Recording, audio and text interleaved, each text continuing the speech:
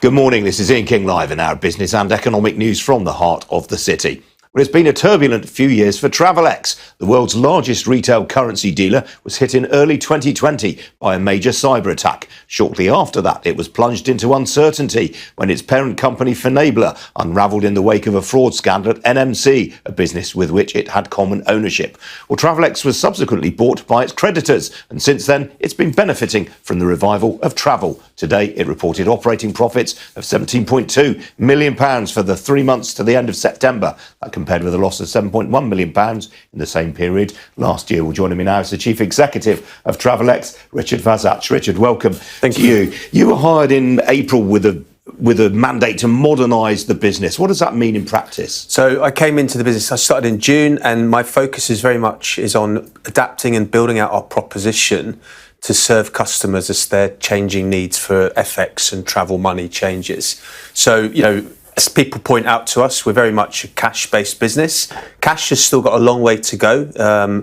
We're not going to see the end of cash quickly. People, if anything, cash usage is going to grow around the world, but we do recognise that customers need the choice to work in a more omni-channel way. So we will be developing digital ways for customers to interact with us to complement the cash solutions too. What would that look like in practice, sir? So in certain ways, I'll give some examples. For instance, we believe that customers would like to choose how they interact with us. Some would like a personal concierge service at the airport, which we offer today.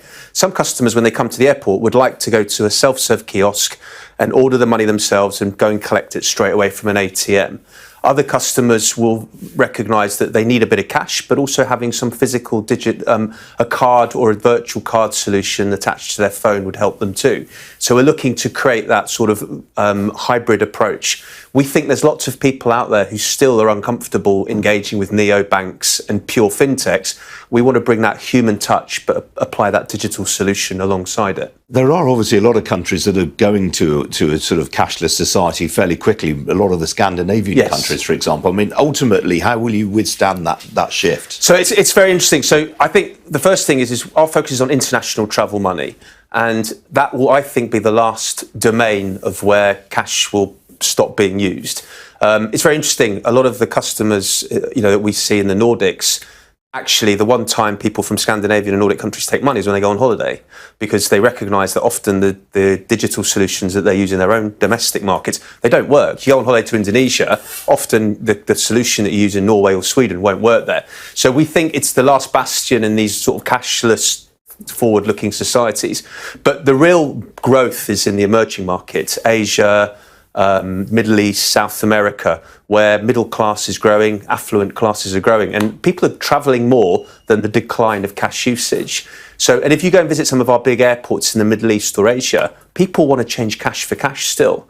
And offering a digital solution to people that still like using cash, you've got to bring it in at the rate at which people want to adopt to it. Forcing everyone to become an early adopter isn't the solution, and it's not what people want. And of course, you've got a money transfer business as well, which I guess insulates you to an extent from the shift to cashless. I mean, our money transfer business isn't huge. We are very much focused on FX international travel money needs. We actually don't forecast the cash usage to be declining globally for, I would say, 2 or 3 decades. If you look at the rate at which cash usage is going down in emerging markets, it's very slow.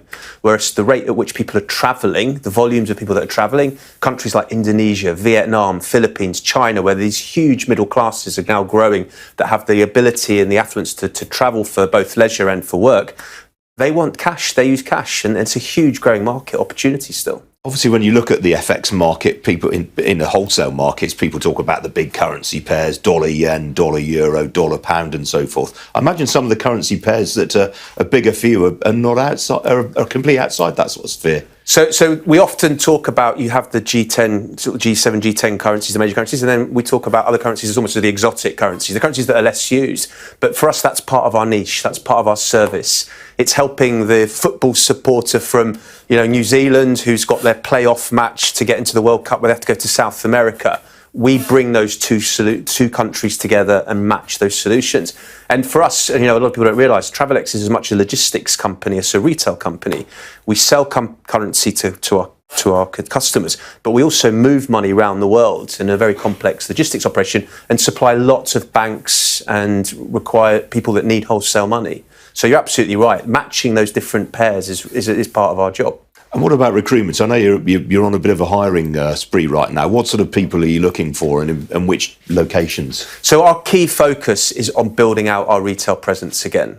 Fundamentally, Travelex is a customer-facing business. We're here to help customers with their international travel money needs. And what we want to do is start building up the presence in all our stores in the 20-plus locations, the countries around the world that we operate.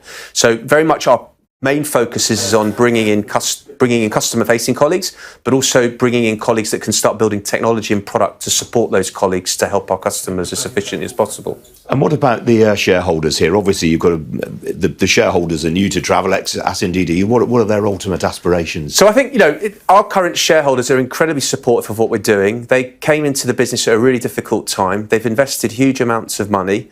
And they're now starting to see the fruits of those investments. I think, our shareholders would be the first to admit that, they inherited the company through a very difficult situation. And naturally, they're not long-term equity investors. But, I'm trying to help them and they're trying to help me together come up with a way where we can demonstrate the long-term equity value of the business and find the right owner for the future that would value that long-term growth. But like I said, our investors are incredibly supportive. And, at the moment, we're working together to see, what the next stage and the next evolution of that should be. Good stuff, Richard. Good to talk to you this morning. Hopefully catch up with you again in future. Thank you very much.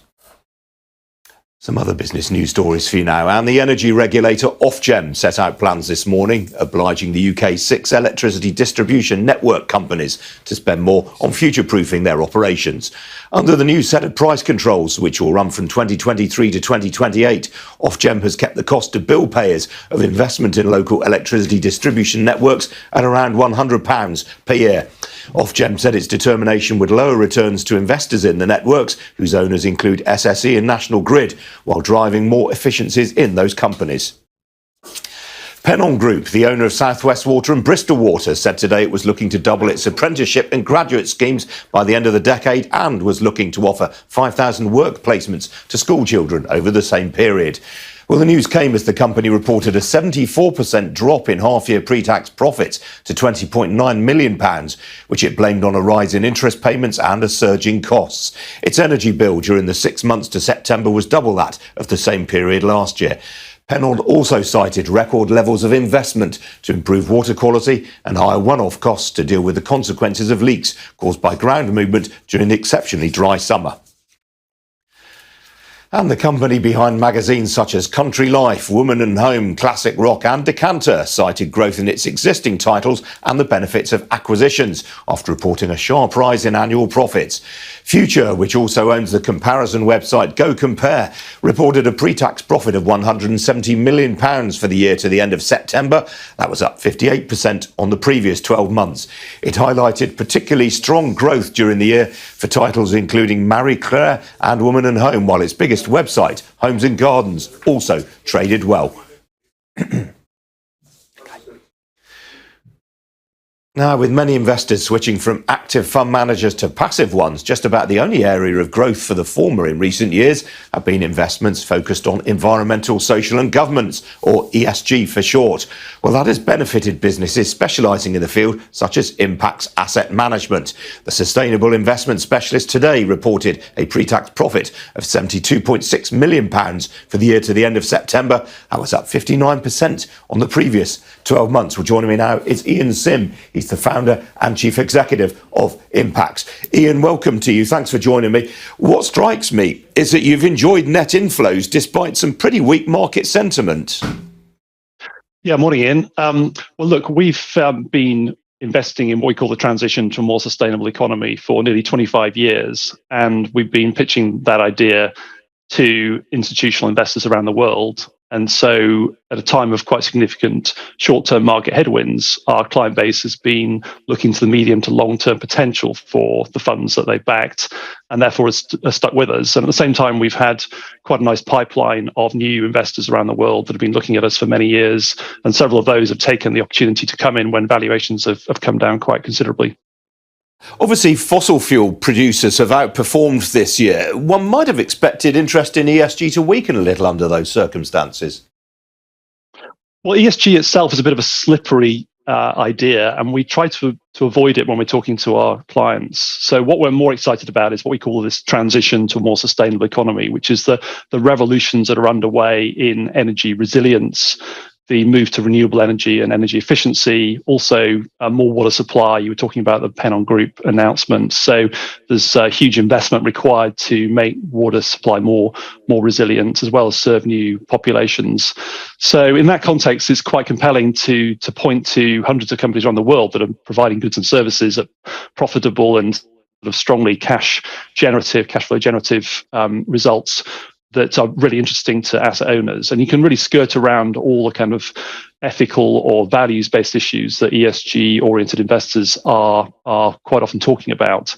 So what we do does tend to satisfy ESG-minded investors, but we go back to sort of first principles and explain very clearly why what we're doing is both sort of resonant with values-based investing, but more importantly, producing great investment returns, which is great for pension plan holders and private savers around the world. You make a very interesting point there about the sort of amorphous definitions of ESG. I mean, this is a bit of a problem, isn't it? There doesn't seem to be much regulatory consistency around the world, and certainly not in terms of reporting on what actually constitutes ESG. Is that problematic? Well, I think it's a problem if you get stuck in the ESG framework. But if you go back to first principles about where's growth coming from and what are the drivers around sort of planetary boundaries and new technologies like electric vehicles or the hydrogen economy, and what's happening in consumer sentiment and the demand for example, healthier, low carbon food, then you can talk about really kind of robust business ideas that are producing great investment returns.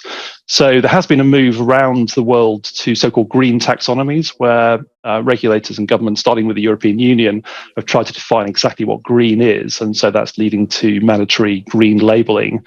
Impacts came up with the first green taxonomy back in 1999. So we've got more than 2 decades of experience of explaining to our clients and ultimately to regulators what we think green is. And that means that our funds are really well placed for this new green labelling regime. Obviously, assets under management fell during the period. I mean, a lot of sustainable investment funds have big exposure to tech. Was that at the heart of the issue here for you? Well, no, because we've really avoided the big tech names in the kind of consumer space. We're focused much more industrial and B2B type investments. So yes, we did have a little bit of tech exposure, but it wasn't derated to anything like the consumer oriented tech exposure. So yes, you're right that assets under management for the firm fell in the period, but actually have recovered quite strongly in October. And so we're back above where we were at the start of our 2022 financial year right now, which is a great position to be in relative to our peers. So Impax's style is very much growth at a reasonable price. We're always looking for value within high growth industries, and that means that we've tended to avoid the worst of the bubbles, if not all the bubbles. As you say, you've been at this for a long time. Are you quite reassured by the fact that regulators are now looking more closely at asset managers and how they're marketing their sustainable funds amid all these accusations of greenwashing? Well, it's really important that the consumer knows what they're getting when they buy a fund in the sustainable economy or green space. So we're definitely in favour of labelling and strong regulation. I think before the EU stepped in 2017, 2018 with its green taxonomy, there were some really well-regarded privately run or sort of not-for-profit run labels for funds that were doing a pretty good job. So it's questionable whether regulators needed to step in and sort of seize the initiative in that space. But we are where we are. We've got the SFDR regulations from the European Union. They're not going away anytime soon. And that in that context, because Impax has been doing this kind of work for nearly a quarter of a century, then I think we're as well placed as any to thrive. And consumers know our brand around the world. And in that context, even though the UK market, for example, might be a little bit flat at the moment, then there's plenty of interest in investing in global equities in other places around the world that know about us. Well, it's really interesting you say that, Ian. I mean, what is very apparent from today's update is that overseas investors are now increasingly important to you, particularly in the US. Yeah, that's right. I mean, nearly 80% of Impax's client base comes from outside the UK, and that's been the feature of the firm right right from the outset. The US is particularly interesting for us. We've got 40% of our staff and 27% of our assets under management from the US now, and that's set to grow considerably. We think it's the largest pool of savings in the world. It's the most sophisticated market, and we've got over 100 Americans who work for Impax, flying the Impax flag with American funds, and so US investors can buy American when they're buying Impax. All right, Ian, it's a busy day, results day. I do appreciate you spending a bit of time to speak to us today. Thank you. Thanks, Ian. Now, many surveys suggest growing numbers of consumers are keen to shop where possible with small businesses or with independent retailers or brands. Well, helping such businesses to compete with the likes of Amazon and Walmart is the online wholesale marketplace Fair, which at its most recent funding round in November last year achieved a valuation of $12 billion US. Well, joining me now is Jeff Collison. He's co-founder and chief operating officer of Fair. Jeff, welcome to you. Obviously, we're just through Black Friday and Cyber Monday. What sort of transaction volumes have you seen? Yeah, and thanks for having me, Ian. As context, Fair is a B2B marketplace that helps independent retailers compete with big box, with the large retailers. And it's $1 trillion market. There's millions of these retailers, so it has a real impact on holiday sales. I'd say we've been encouraged so far by what we've seen. The holiday season just kind of kicked off last weekend, like you mentioned, and our volume on our platform is actually up 2x year over year. And that's on top of an incredibly strong 2021 for our retailers and a really strong H1 as well. So a little too early to say how the entire season is going to go, but we're optimistic about how it's gone so far. And I really think that's a testament to the agility and the strength of independent retail, high street, competing against the big folks. Now, you launched here in the UK in March last year. Has it traded within your expectations? Yeah, we launched a little under 2 years ago. So in the middle of the pandemic, so uncertainty then, I think our retailers are kind of used to the uncertainty at this point. And we've been really impressed and kind of happy with the performance we've seen. Our growth in the UK and Europe has been in line, if not faster, than North America. And that's been despite, obviously challenging and uncertain macroeconomic times. And you've chosen London as your international headquarters. Why was that? There are a few reasons, and I think we're really, really happy that we did. One, there's such a vibrant community of independent retailers, independent brands and retailers, and we love to be close to our customers. And I think we've seen the strength of that high street during the beginning of this holiday season. The second is just access to talent. There's so many great folks across all the different functions that we'd want to hire here. And we've built out an office of about 150 folks right here in London to serve the UK and Europe as well. And we're excited to continue investing in that. I think your next opening that you're planning is Portugal, is that right? Yeah, we recently opened Portugal. And a lot of our focus going forward is to kind of continue to localize the product, make the experience better for everybody across all of Europe and the UK as well. So what's next then? Where are the next locations you're targeting? Right now, we're focused more on deepening and bettering the experience in Europe and Australia and APAC, as well as helping make it easier for retailers to transact across the borders in those places as well. Now, I mentioned in the introduction your funding round last year. You must be quite glad that you raised when you did, given market conditions this year. Yeah, either luck or hopefully a little bit of skill as well. But I think we feel really fortunate that we raised when we did. I think it's obviously not unique to Fair, but it's a challenging time for tech companies in general, and we feel extremely fortunate that we're as well capitalized as we can, and particularly because that means we'll be there durably for all of our customers, all of our retailers, and all of our brands to really help them build. Are you surprised at some of the sort of problems that the wider tech sector is facing right now? I mean, obviously a lot of layoffs taking place right now. Yeah, I think these things can be cyclical at times, and you've seen different cycles where it goes up and where it goes down. And so I'm not necessarily sure if I'm surprised. I think the thing that we're focused on is making sure that we position Fair for a range of macroeconomic uncertainty in the next year, that we're thinking about all sorts of different outcomes that could happen and really helping serve our customers through that. But do you think broadly you can carry on trading reasonably well in spite of a sort of macro slowdown? I mean, people will still need to do business with each other. They'll still need to trade, which is what underpins your business, really. Yeah, absolutely. And I think particularly, you mentioned it at the beginning of the segment, and I think we've seen over the last couple of years, there's a real preference on the consumer side to shop local, to support independent businesses, to ensure that the vibrancy community and the communities are vibrant and strong on High Street. So I think we feel really, really comfortable and excited about where independent retail is going. And in terms of the capital position, as I say, you did this big raise last year. Have you got enough capital to sort of sustain you through what you want to do for the time being, or will you need to come back to the market at some point? We feel really fortunate that we raised when we did, and feel confident that we have more than enough capital to kind of accomplish whatever we need to do in the short and long term. All right, Jeff. Good to talk to you this morning. Great to talk to you. Thank you, Ian.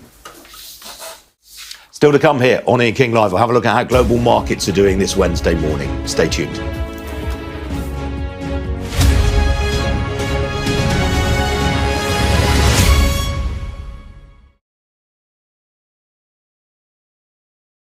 I'm here in the W Hotel in our WOW suite, our WOW gaming suite, and we launched this gaming suite some 10 days ago, and it's proven very, very popular.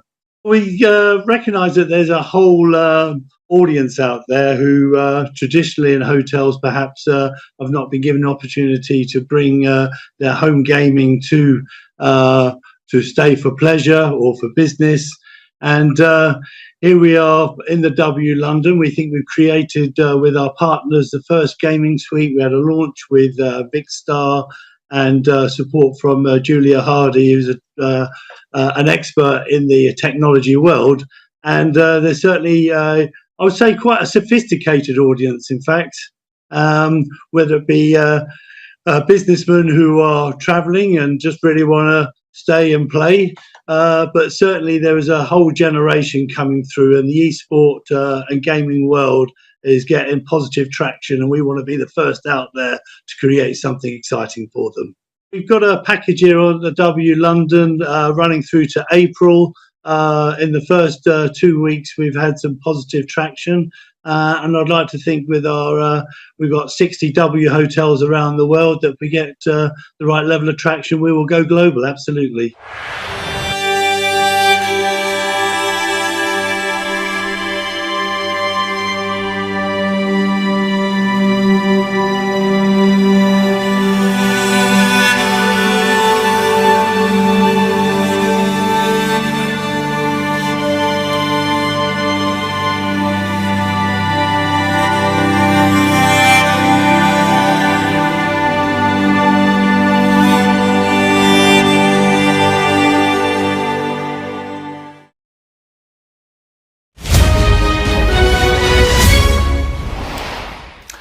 Well, stocks in the Asia-Pacific region had a largely positive session overnight despite some weaker than expected Purchasing Managers Index survey data out of China. Tokyo fell slightly and Shanghai was more or less unchanged, but elsewhere there were gains in Hong Kong, Sydney, Mumbai and in Singapore and South Korea. Well, in Europe, stocks have traded largely to the upside this morning. Here's the current picture. All the main continental European indices in positive territory. Right now, talking points this morning include the Swedish fashion retailer H&M. It's announced 1,500 job cuts. The shares are slightly higher right now in Stockholm. Well, here in London, the FTSE 100 is also in positive territory, currently some 33 points to the good there in a broad-based rally. The aircraft engine maker Rolls-Royce is the leading blue-chip gainer in percentage terms right now. That's on the back of some favourable broker comment. The share's up nearly 2% right now. Similar factors at play in lifting the gaming group Flutter Entertainment. That, of course, is the owner of Paddy Power and Betfair. Outside the FTSE, well, it's been a very interesting morning for the rental property group Home REIT. The shares were initially ahead by some 10%. That was after it published a response to criticism of it by a short seller, but it's come off and it's now currently in negative territory.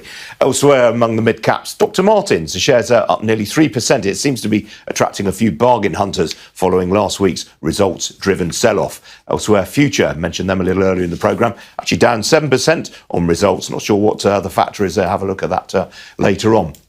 On the foreign exchange markets, well, the US dollar is on the back foot ahead of a key speech tonight from the Federal Reserve Chairman Jerome Powell. As you can see, the pound is ahead by more than 0.5% against the greenback. Sterling up fifth of 1% right now against the euro. The single currency, meanwhile, is ahead by nearly 0.2% against the dollar.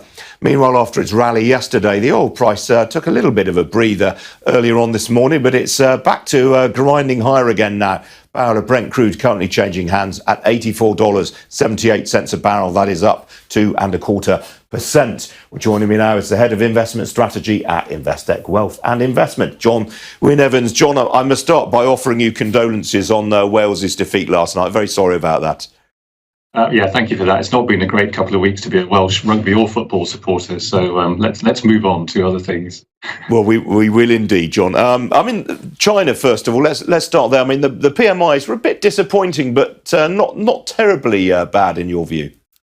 No, there were a couple of points lower than expected, but there again, that was against consensus expectations. But given what's been going on in the country recently, particularly, with the zero COVID policy and the crackdowns that have been on that, then it was hardly surprising that was going to be the case necessarily. So I don't think the market was going to take those too badly unless they were really a lot worse than expected. And there are some signs beginning to come through now, obviously after the protests that we've had in China in the last week or so. The government might be softening its stance actually on its COVID policy, but obviously how it goes about doing that will all be couched in terms to make it look like they are not doing a massive U-turn, as it were, and they'll find a way of saving face to do it.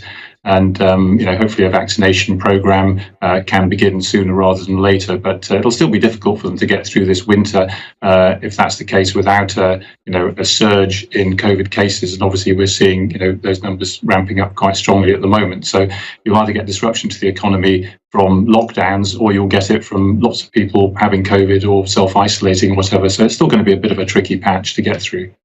No, none of which really should be good news for global equities. And yet here we are, the end of November. It looks as though we're going to get the first back-to-back monthly rises in global equities for the first time since the summer of last year. That's something of a relief, and obviously it's predicated to some degree on the view that inflation rates around the world are peaking. They're certainly, they've come off the top. We saw in Europe this morning, we saw the Eurozone inflation rate for November came in at 10% rather than the 10.4 expected and the 10.6 from October. And we obviously had that fantastic, they sound fantastic, but lower than expected CPI print earlier on in the month from the US. So the market is already kind of looking forward to, inflation coming down and also to this potential for a Fed pivot, as it were. But I think the big question is what constitutes a pivot? Is it slowing down the rate of increases? Is it pausing? Or is it even cutting rates? Well, we're a long way from the latter of those potential options at the moment, and certainly the market's still expecting the Fed to raise by another 0.5% at its meeting on December the 14th, and then a couple more perhaps smaller rises going into next year. So all the Fed speakers have still been talking about rates rising up to somewhere in that sort of high 4s to low 5s%, currently from around about 4. So there's still more of a squeeze to come at this point, certainly. John, what about company earnings? I mean, it's all very well people taking a top-down view and looking for a Fed pivot, but company earnings have been, Pennon being a good example there, huge rise in costs at that particular company today. Are people sort of missing a thing or two here?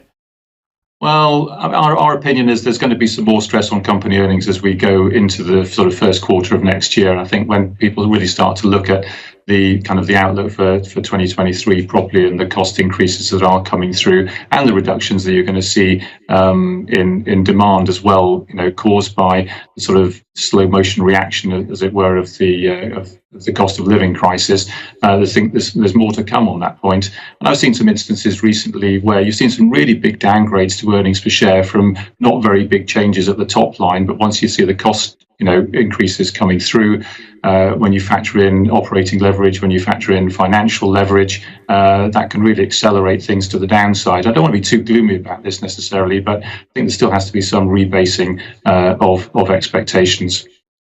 All right, John, we have to leave it there. Good to talk to you as ever this morning. Thank you. Thank you.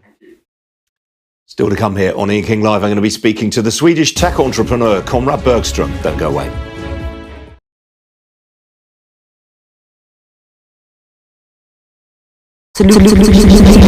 Our exchange rates are excellent. You can see for yourself by checking them out on our website. So how do you use SendWave? SendWave is an app that you can download onto your phone from the App Store or Google Play Store. The app is free to download. After downloading it, just open the app and enter your name, email, and phone number. That's it. You're good to go. Make sure you use the promo code SR. S for Starr, R for Radio. This promo code will give you £5 free credit to send to Africa on your first transaction. Your money will be delivered to your recipient within seconds. Feel free to call me on 0749 7377 647 at any time. I'll be happy to tell you all about SendWave and help you in any way I can. Remember to use the promo code SR for £5 free credit. Medasse. Hi everyone, it's your girl BB Clement, the author of How to Go From Employee to Entrepreneur and the host of your weekly business show, BB Means Business. the show where we discuss everything you ever wanted to know about business, but you were afraid to ask. How do I start my business? How do I raise the finance? How do I grow my business? Where am I going to find my customers? Join me every Tuesday at 1:30 p.m. on Starr Radio UK to get all the information and tips that you need to become a successful entrepreneur and become financially free. Remember, don't let life dictate to you. Rather, put your signature on life.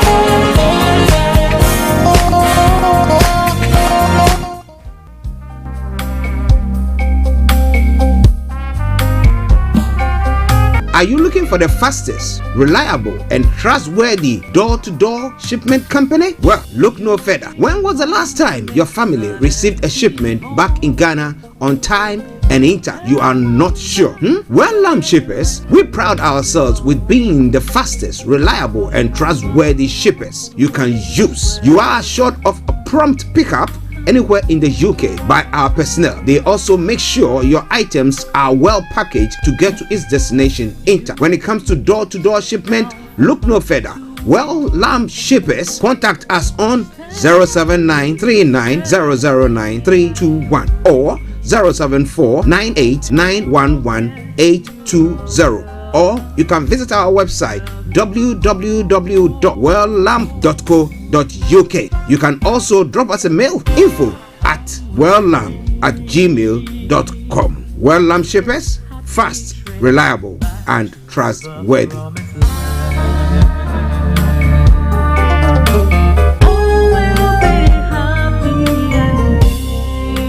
Hi there.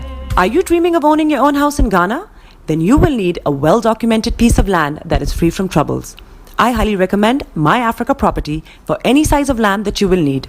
With My Africa Property, lands are available in Pram, Sopoli, Tohenia, Ogome, Dodova, Winneba, and many other locations at affordable prices. These locations are about an hour away from the airport, only 35 minutes from the motorway, 10 minutes drive from Central University College, 10 minutes drive to the beach, and close to Pram Senior High School and Ghana Men's Soccer Center of Excellence. For more details, visit our website www.myafricaproperty.com or call our UK office on 0208 123 2523. For our US and Canada offices, call us on +1 585 184 994145. You can also email us at ghana@myafricaproperty.com. Tune in to On Point here on Starr Radio UK with Empress Regina every Monday at 5 p.m. GMT. Looking forward to your company. Check me out. He tells me my energy is making him tired. Yes! How do you get the energy to do I've been told that I have a lot of energy, but my goodness, I think today I have met my match, people. I have met my match, Miss Suzanne. Wow, amazing. One of the things that's the start of digging the hole of darkness. So what did that? Myself and the world will adjust. And 2019. Forget the proverbial boardroom. Join me, Simone Frazier, on The CEO, the program that gives you the driving seat over your life. Every Tuesday, 8 p.m. only on Starr Radio. Getting onto the property ladder has never been easy until now. Join us this and every Thursday from 7 p.m. to 8:30 p.m. live on the Property Hour show on Starr Radio UK, where we talk to mortgage brokers, property developers, estate agents, landlord, tenant, property consultants on how to invest or get into the property business and make money. You can't afford to miss this. The Property Hour show is your best source into the property industry. Hi guys, this is your friend Uruj from SendWave. SendWave is a money transfer app that is used by people all over the world to send money to their loved ones in Africa. With SendWave, you can send money to Ghana, Nigeria, Kenya, Uganda, and Tanzania. And the best part is, SendWave is absolutely commission-free. Our exchange rates are excellent. You can see for yourself by checking them out on our website. So how do you use SendWave? SendWave is an app that you can download onto your phone from the App Store or Google Play Store. The app is free to download. After downloading it, just open the app and enter your name, email, and phone number. That's it. You're good to go. Make sure you use the promo code SR, S for Star, R for Radio. This promo code will give you £5 free credit to send to Africa on your first transaction. Your money will be delivered to your recipient within seconds. Feel free to call me on 0749 7377 647 at any time. I'll be happy to tell you all about SendWave and help you in any way I can. Remember to use the promo code SR for £5 free credit. Medasse. Broadcasting worldwide, online 24/7. All around the world. In your car. At work. At home. On your smartphone. This is Starr Radio UK. Are you ready to turn it up? Body is your man. Bekutu, show them you got the cocoa set. Ladies and gentlemen, it's your boy Harry Song, aka Mr. Songs. This is the Kingmaker Baba for the girls. We're here. This is Starr Radio. Don't go nowhere. UK, London. We they call them London for home. For here, we they call them London. And that's how you know. Just have fun and stay blessed. In your car. At work. At home. On your smartphone. This is Starr Radio UK. Are you ready to turn it up? 10, 9, 8, 7, 6, 5, 4, 3, 2, 1. Birds flying high, you know how I feel. Sun in the sky, you know how I feel. Breeze drifting on by, you know how I feel. It's a new dawn, it's a new day, it's a new life for me. And I'm feeling good. Hey there, this is Archie, and it's a Starr Radio UK and the morning show.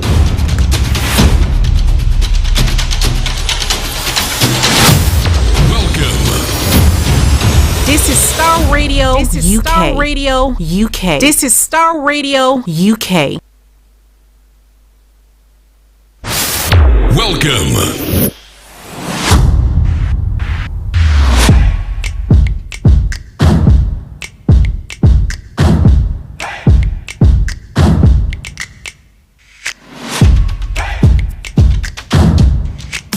Broadcasting worldwide, online 24/7.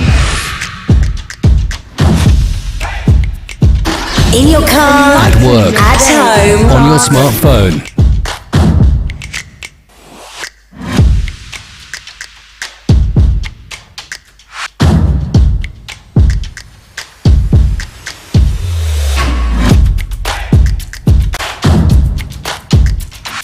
Starr Radio.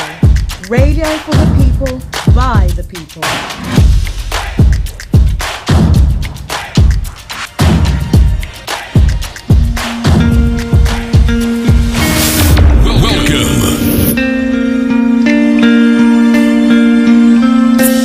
Love for you runs deep. All of you makes my heart beat. You make a doubt they fade, Jesus, and that's what makes you great. You hold the world in your hand. All right, massive good morning, good afternoon, good evening, good dawn to you wherever you might be on planet Earth, and those of you on other planets as well. We want to salute each and every one of you, and once again we say welcome to the Wednesday edition of the morning show. Today is the 30th day of November, the year 2022, with a time now exactly 10:40.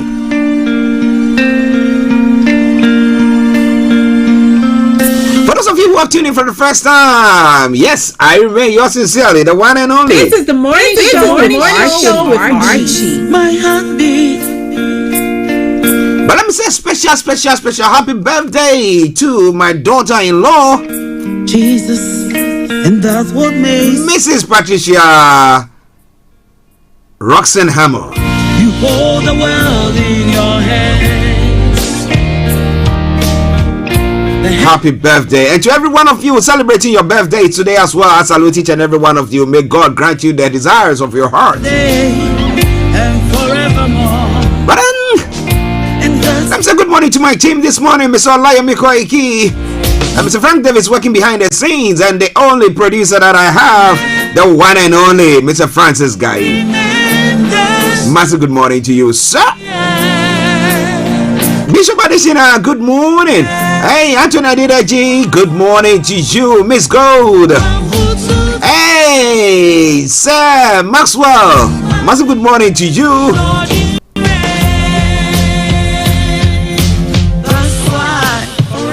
Aziz, good morning to you. Amaya Jirgani, good morning. And to you, wonderful people who continue to listen to us on Star Radio UK. Those of you on the YouTube channel, those of you on all the other social media platforms, and those of you on our apps as well. Massive good morning to you. Great is the Lord. Great are you, Lord. Once again, welcome to the program.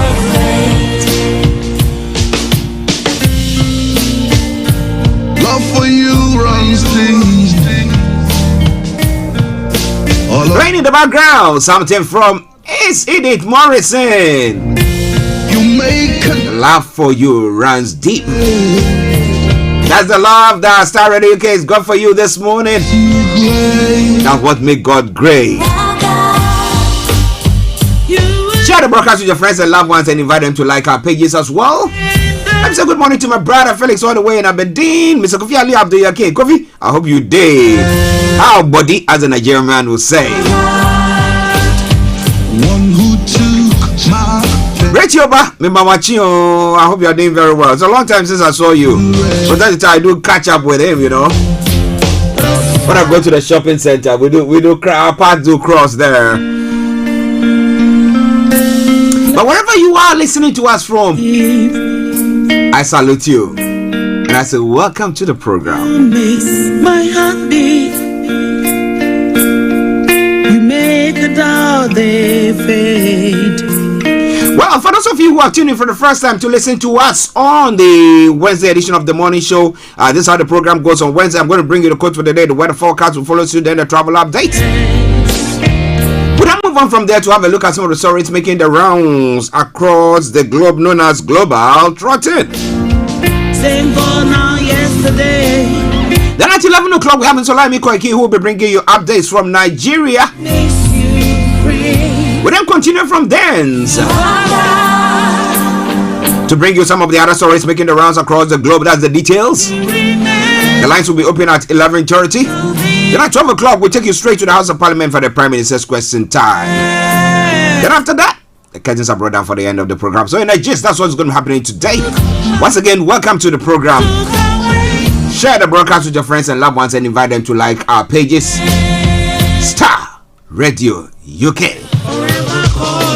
Happy Rashid. Good morning. Good morning, Baba. Baba. Yes. Osheo. Aha. Great is to be praised. Great are you, Lord. Great are you, Lord. Yes, I said. All right then. Now let's crack on. Let me bring you the quote for the day. The quote for the day says, "What's today? The last day of November. That is the 30th of November. Keep love as your focus, and everything else will fall into place. Love will give you proper perspective." Somebody asked the question, so if I'm loving somebody and the person is still hurting me, what do you do? Maybe one day the person will wake up and smell the coffee and say, "Ha! Why am I doing that to this good person?" But you know what? Vengeance belongs to God. If I'm doing you good and you want to do me bad, God will punish you. Okay, that's just by the way. That is all Star Radio UK. love for you runs deep. Let's move on straight to the weather front. Well, here in the UK. Yes, one love, one love. Happy Rashid. And that's what makes you great. Well, this afternoon will be dry with plenty of sunny spells and just some patchy cloud around. Winds will be light, and tonight we'll see clear spells, but widespread mist and fog will likely develop and may be quite dense in places. A dry night and a calm with light winds expected as well. Took away Now, temperature is going to be 10 degrees, the lower is going to be 4 degrees, UV level is going to be low, pollution is going to be low, sunset 15:56, and sunrise for tomorrow morning 07:42 hours. And that brings us to the end of the weather forecast. Let's take a quick break, and then once we come back, I'll bring you the travel updates. Stay tuned and don't you go away. Starr Radio UK, your favorite African and Caribbean radio station in London. Hi everyone, it's your girl BB Clement, the author of How to Go From Employee to Entrepreneur and the host of your weekly business show, BB Means Business, the show where we discuss everything you ever wanted to know about business but you were afraid to ask. How do I start my business? How do I raise the finance? How do I grow my business? Where am I going to find my customers? Join me every Tuesday at 1:30 p.m. on Starr Radio UK to get all the information and tips that you need to become a successful entrepreneur and become financially free. Remember, don't let life dictate to you. Rather, put your signature on life.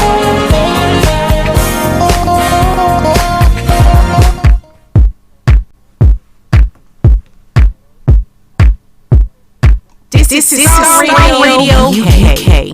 Okay, so keep your eyes on the roads, keep your eyes on the road. That is time you know it, you hear the music, and then you know that it's time for travel updates. And you can share with me what is happening in your area. Worldwide, doesn't matter because we're a worldwide radio station and therefore we have everybody listening to us across the globe. But maybe where you are, if there's any traffic incident there that you want to share with us, it will benefit or it will help someone on their travels today. That's what we do here, alright? For those of us in the UK and especially in London, this is how the travels is like this morning. Well, on the underground this morning, apart from the district line that's got severe delays, all the others have got good service. Severe delays on the district line between High Street, Kensington and Edgware Road due to an earlier signal failure at High Street, Kensington. Now, good service on the rest of the line. Valid tickets are being accepted on London buses. That aside, London Overground, DLR, London Tramlink have all got good service there. Now, moving on straight to the major routes in London. Now, A4 Central London Red routes and North Circular A406 have all got closures. That aside, A12 serious delays. So if you can avoid it, do your best to avoid that. But keep your eyes on the roads. Keep your eyes on the roads. Also keep you navigated. I promise our bond. Now moving on to the river bars, apart from the Woolwich Ferry that's got special service, all the others have got good service. And as I said yesterday and since Monday, the London cable has got planned closures and therefore avoid that if possible. And moving on to the final segment of the travel updates, that is the National Rail. On the National Rail this morning, Virgin West Coast has got reduced timetable. East Midlands Railways has got bus replacement services, so you have to leave on time so that you don't miss your appointments. Now, Great Western Railway taxis replacing trains between Barry Alston and Guinness Lake. And then on the Northern Line, Northern Rail, my apologies, disruption between Carlisle and Settle, Hexham, and service disruption on other routes as well. So if you can avoid them, do your best. If you are stuck in there, continue to listen to it. As and when there are any changes, Starr Radio UK promises you one thing for sure. We'll bring it to the fore. Now, moving on straight to the South Western Railway, disruption between Bransbridge and Hounslow. And then South Eastern Railways has also got major disruption and amended off-peak timetable. On the Southern Rail as well, no trains to and from Littlehampton. And then on Thames Link, no trains to and from Littlehampton as well. The First Transparent Express has got amended timetable and a service disruption. That aside, all the others have got good service. And that is why I come to say once again, good morning, good afternoon, good evening, good dawn to you, wherever you might be on planet Earth. Enjoy your commute for today. But you know what? Continue to keep those eyes on the roads. Hi guys, this is your friend Uruj from SendWave. SendWave is a money transfer app that is used by people all over the world to send money to their loved ones in Africa. With SendWave, you can send money to Ghana, Nigeria, Kenya, Uganda, and Tanzania. And the best part is, SendWave is absolutely commission-free. Our exchange rates are excellent. You can see for yourself by checking them out on our website. So how do you use SendWave? SendWave is an app that you can download onto your phone from the App Store or Google Play Store. The app is free to download. After downloading it, just open the app and enter your name, email, and phone number. That's it. You're good to go. Make sure you use the promo code SR. S for Star, R for Radio. This promo code will give you £5 free credit to send to Africa on your first transaction. Your money will be delivered to your recipient within seconds. Feel free to call me on 0749 7377 647 at any time. I'll be happy to tell you all about SendWave and help you in any way I can. Remember to use the promo code SR for £5 free credit. Welcome back to the program. It is Starr Radio UK, your favorite African and Caribbean radio station in London. 8 minutes to the top of the hour at the time. Well, it's a Wednesday edition of the morning show, so we ran very fast like no man's business. But now, let me bring you what is happening across the globe on the Global Trotting. So, what's up? Well, let me put it that way. But we will be starting it all the way from what is going to be happening or what is happening in Nigeria. Debate. Keyamo insulting Nigerians, ridiculing his position at SAN. Labour Party says El-Rufai should be held responsible for Labour Party women's leaders' death. Okunko is saying why. A new Naira note, CBN finally reacts to alleged plans to print 5,000 Naira notes as well. And a Tinubu in Abuja, not in the United States, says APC, PCC, and weapons, fighters from Russia and Ukraine, conflict compounding Boko Haram insurgency. So are people been smuggling weapons from Russia and Ukraine and giving it to Boko Haram? How did it get to that place? Who flew it? How did it? Because they wouldn't have been carrying it on their heads. It has to be flown or shipped. How did it get into their hands? Well, we'll be telling you more about that. So is the Boko Haram now more powerful than it's been from its inception? Now Adetola Oyetola at loggerheads over executive orders, sack of workers. Okay, and non-oil exporters repatriated. Oil exporters repatriated $4.99 billion in 2022, says the CBN. Corruption, a disaster. Nigerians must unite again, says Osibanjo. Now, last man naps suspected abductors, and Koiki, China sign MOU on security. Well, how can Koiki? Well, I'll be bringing you more on that front once we bring you the details, when we bring you Mr. Olayomi Koiki. Nnamdi Kanu release has tendency to boost Tinubu's chances in Southeast. Deji Adeyanju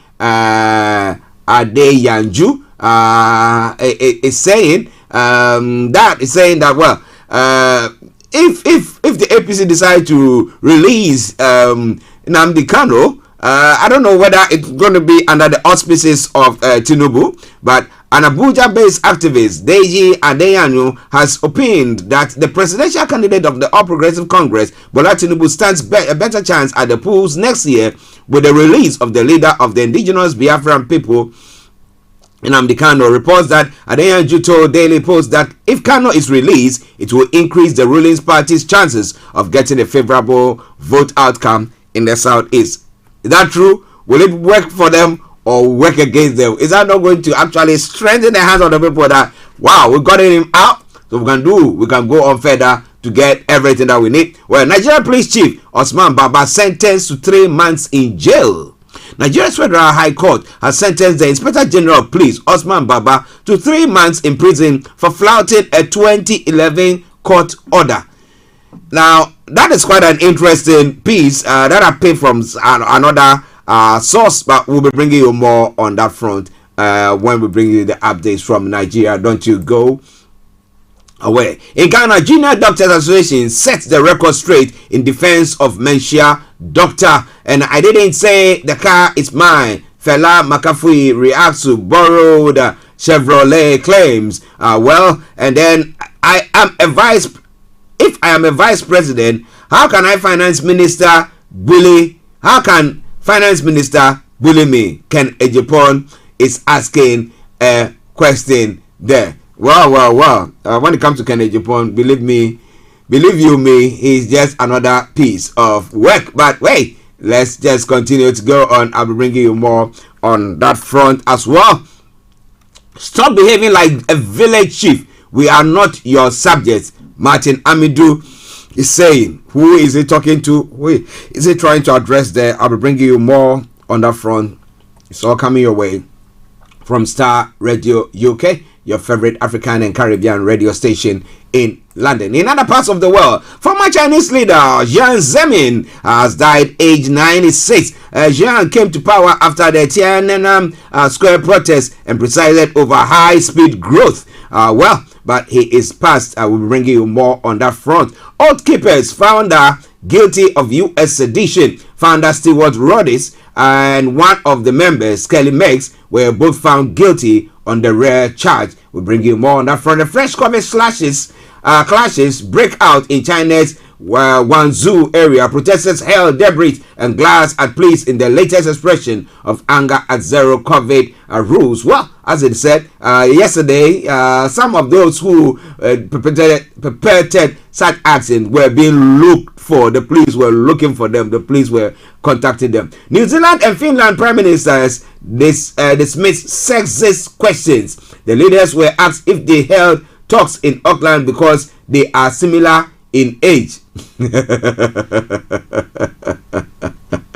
Well. It's all coming your way from Star Radio UK.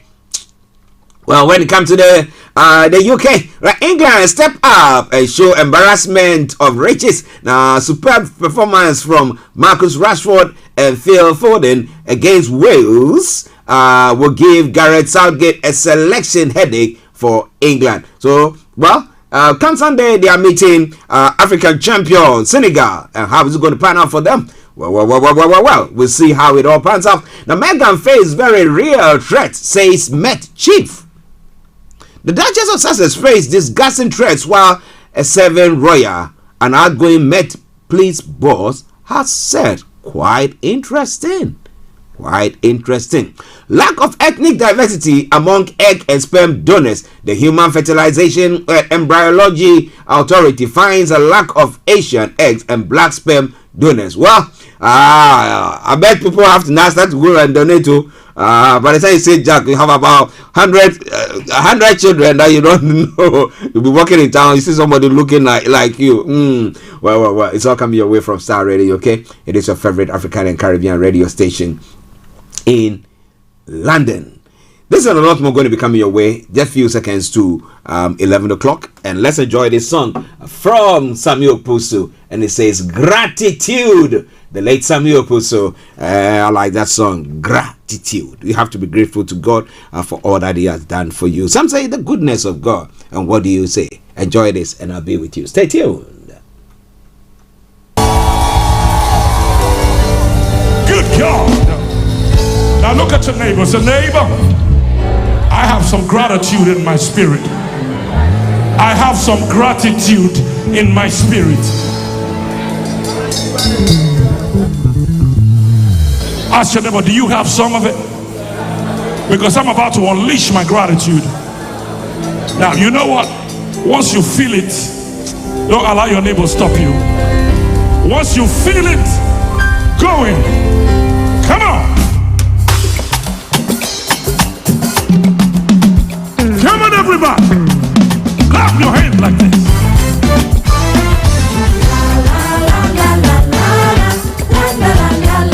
Come on. One more.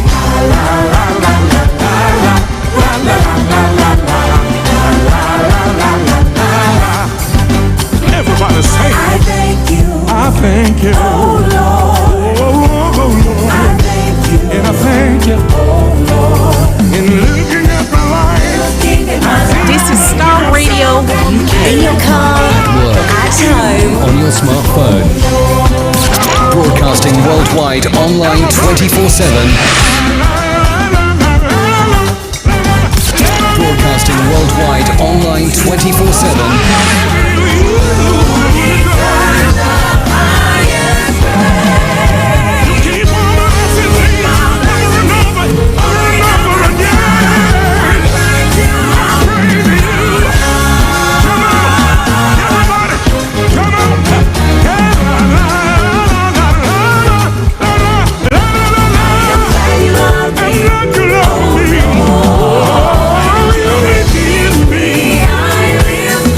All my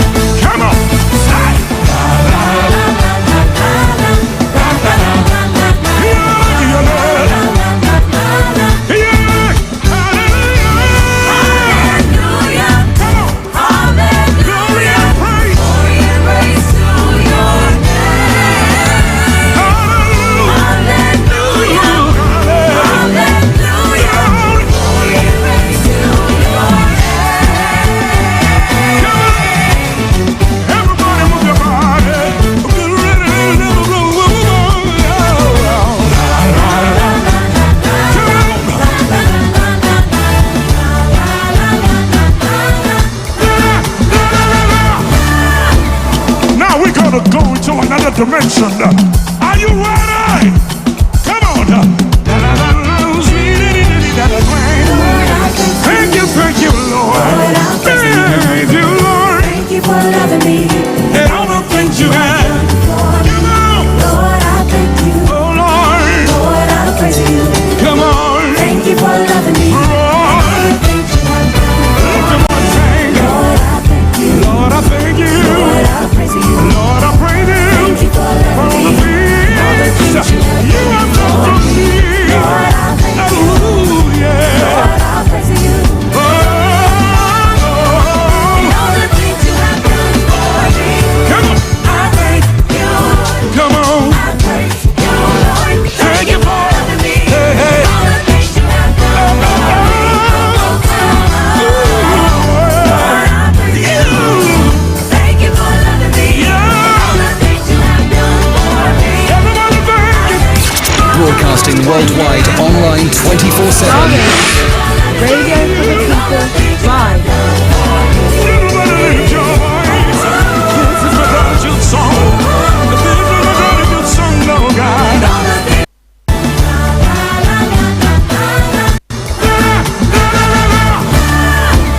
Now we're gonna go into another dimension.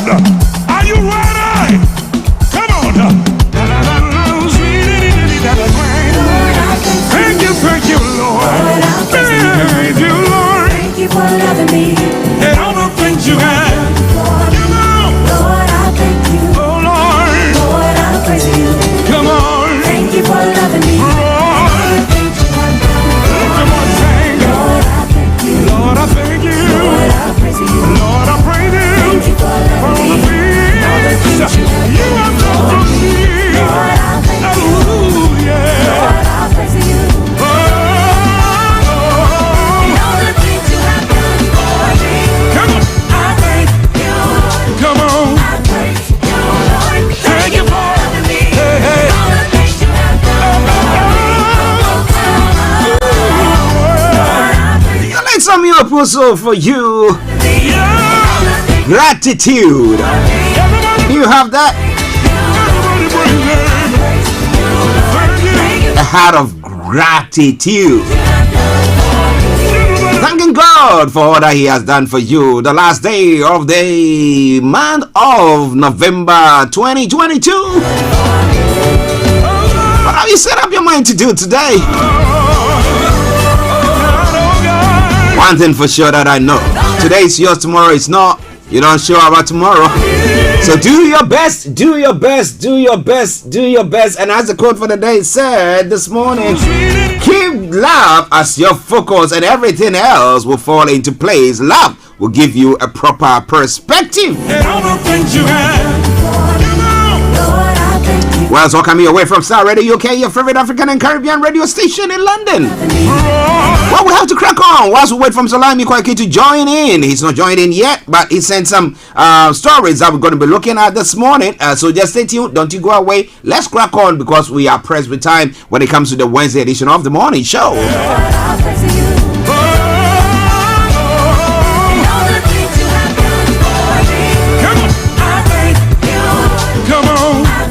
Okay, let's crack on. Nigeria's Federal High Court has sentenced the Inspector General. It's quite an interesting one. I want to really get into the details of it. But once we have Mr. Olayomi Koiki, we can have a look at it. The Nigeria Federal High Court has sentenced the Inspector General of Police, Osman Baba, to 3 months in prison for flouting a 2011 court order. According to a local media report, the IGP sentence followed a suit that was filed by a police officer, Patrick Okoli, who was unlawfully and compulsorily retired from the Nigerian police force. The court also ordered the payment of 10 million naira to the applicants, being special and general damages for the unlawful, illegal, and unconstitutional denial of his, that is Patrick's, rights and privileges as a senior officer of the Nigerian police force from 1993 till date.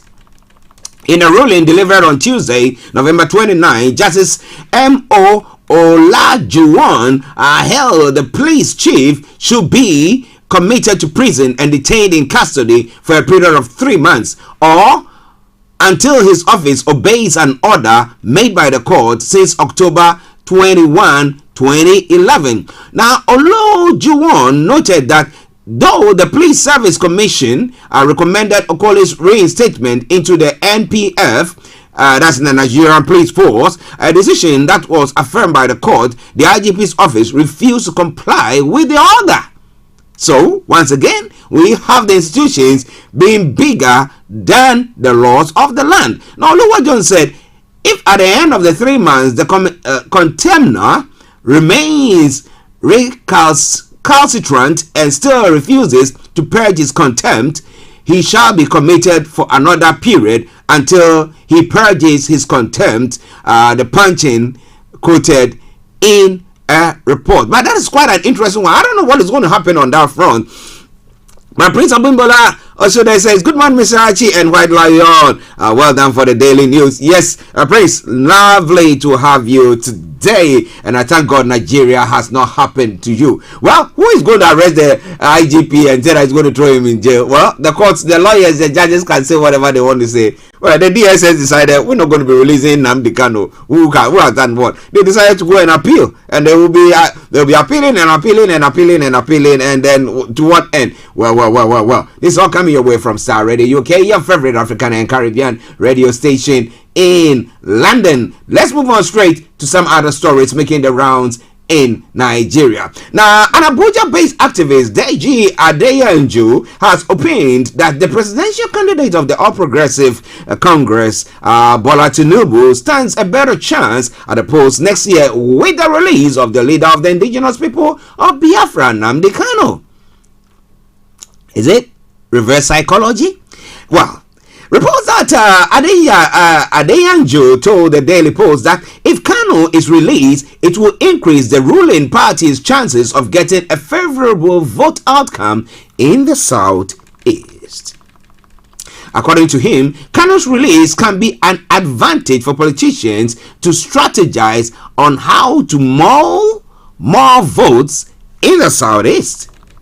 The Abuja-based activist noted that the release of the IPOB leader will boost the morale of the supporters of both the APC and the PDP. He recalls that the news network recalls that Kanu is still held in custody by the federal government against the judgment of the Court of Appeal that discharged him of all terrorism charges. However, the court later granted a stay of order as prayed by the federal government, with the Attorney General of the Federation, Abubakar Malami, making claims that his release is a threat to national security. Although some agitators have been reported to fear that his release will tamper with peaceful election in the southeast next year, however, some news networks understand that Adeyanju has a different stand on the issue. He submitted that it will boost APC's chances, it will boost the morale of their supporters, and that will be to the advantage of the ruling party and the PDP. The only party it will affect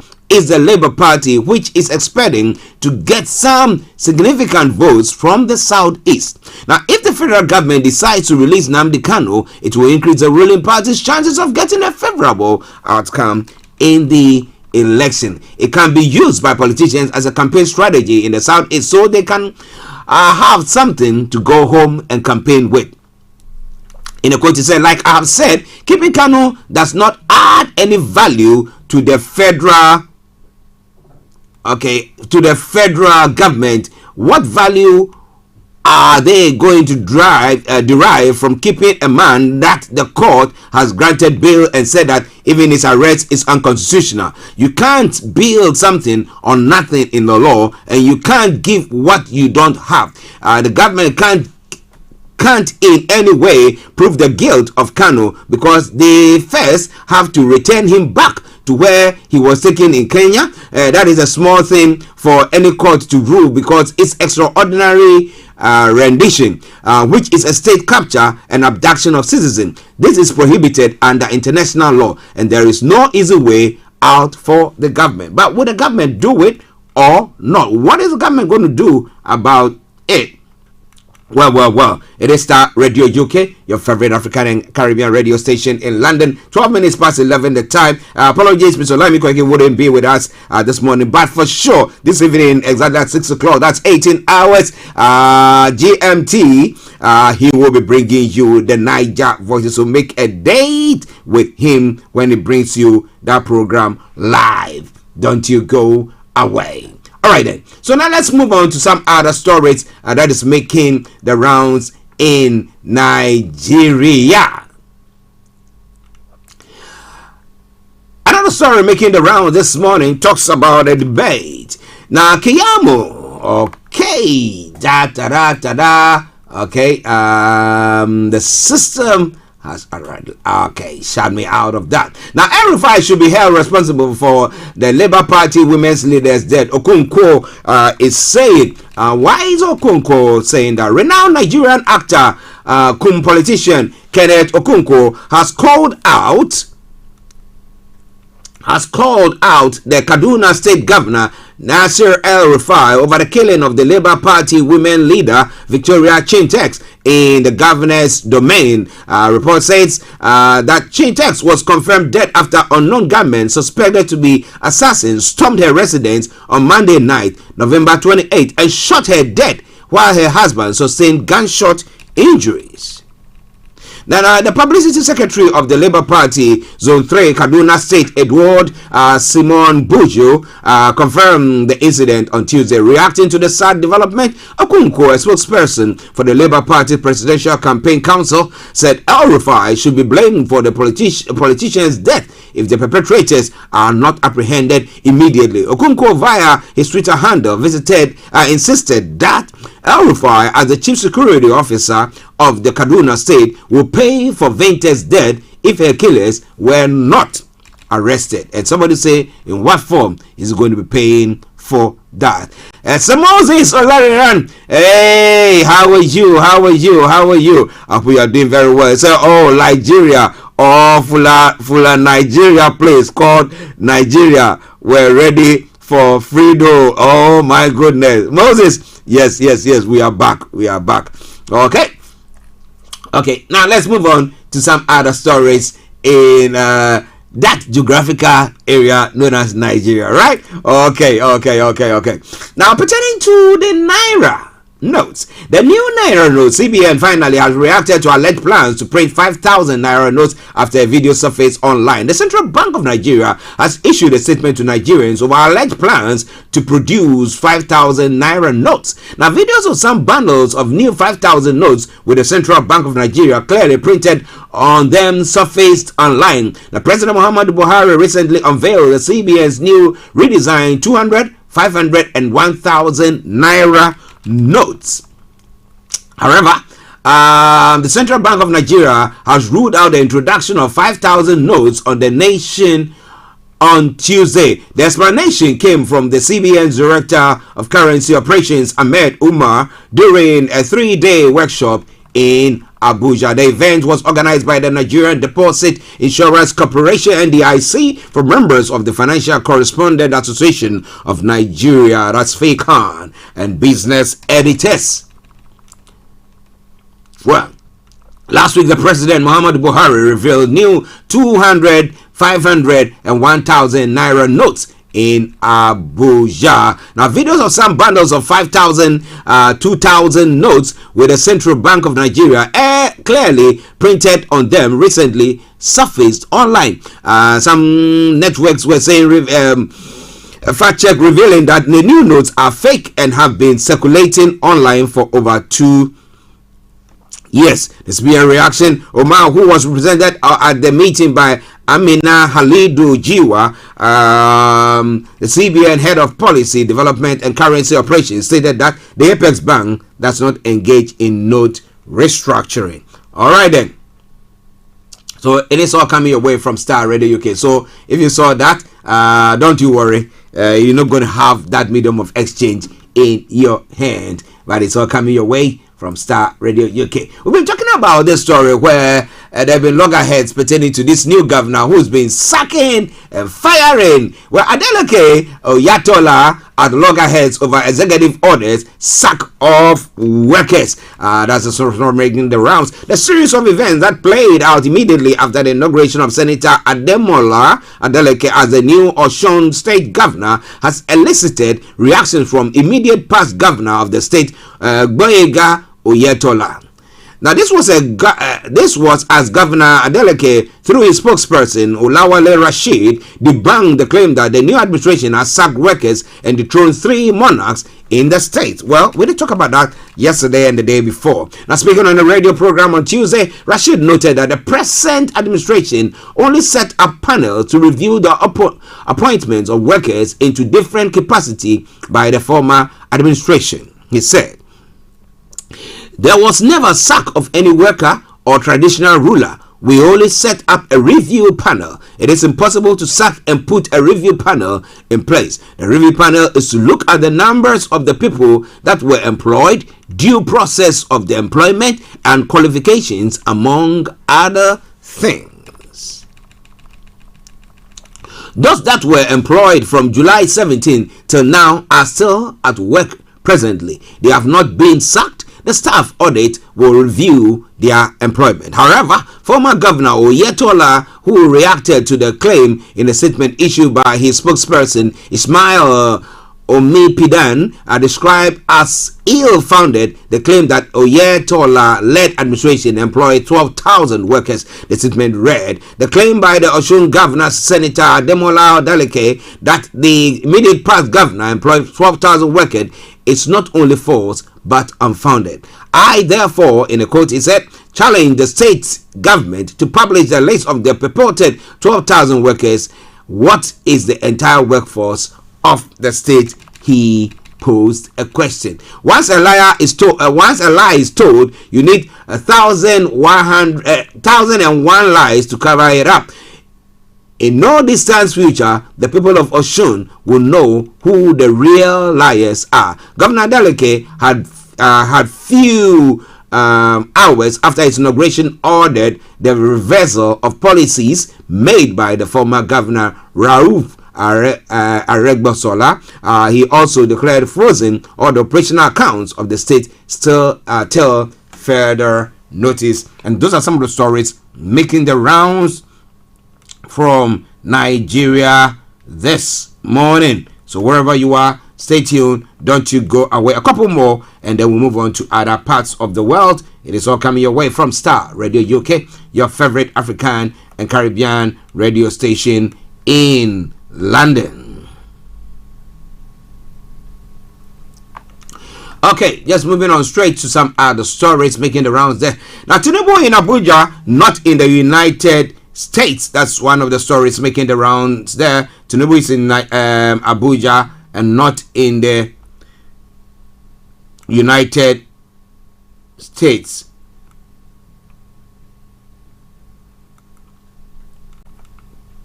Okay, now so let me bring you that one as well. My apologies for that.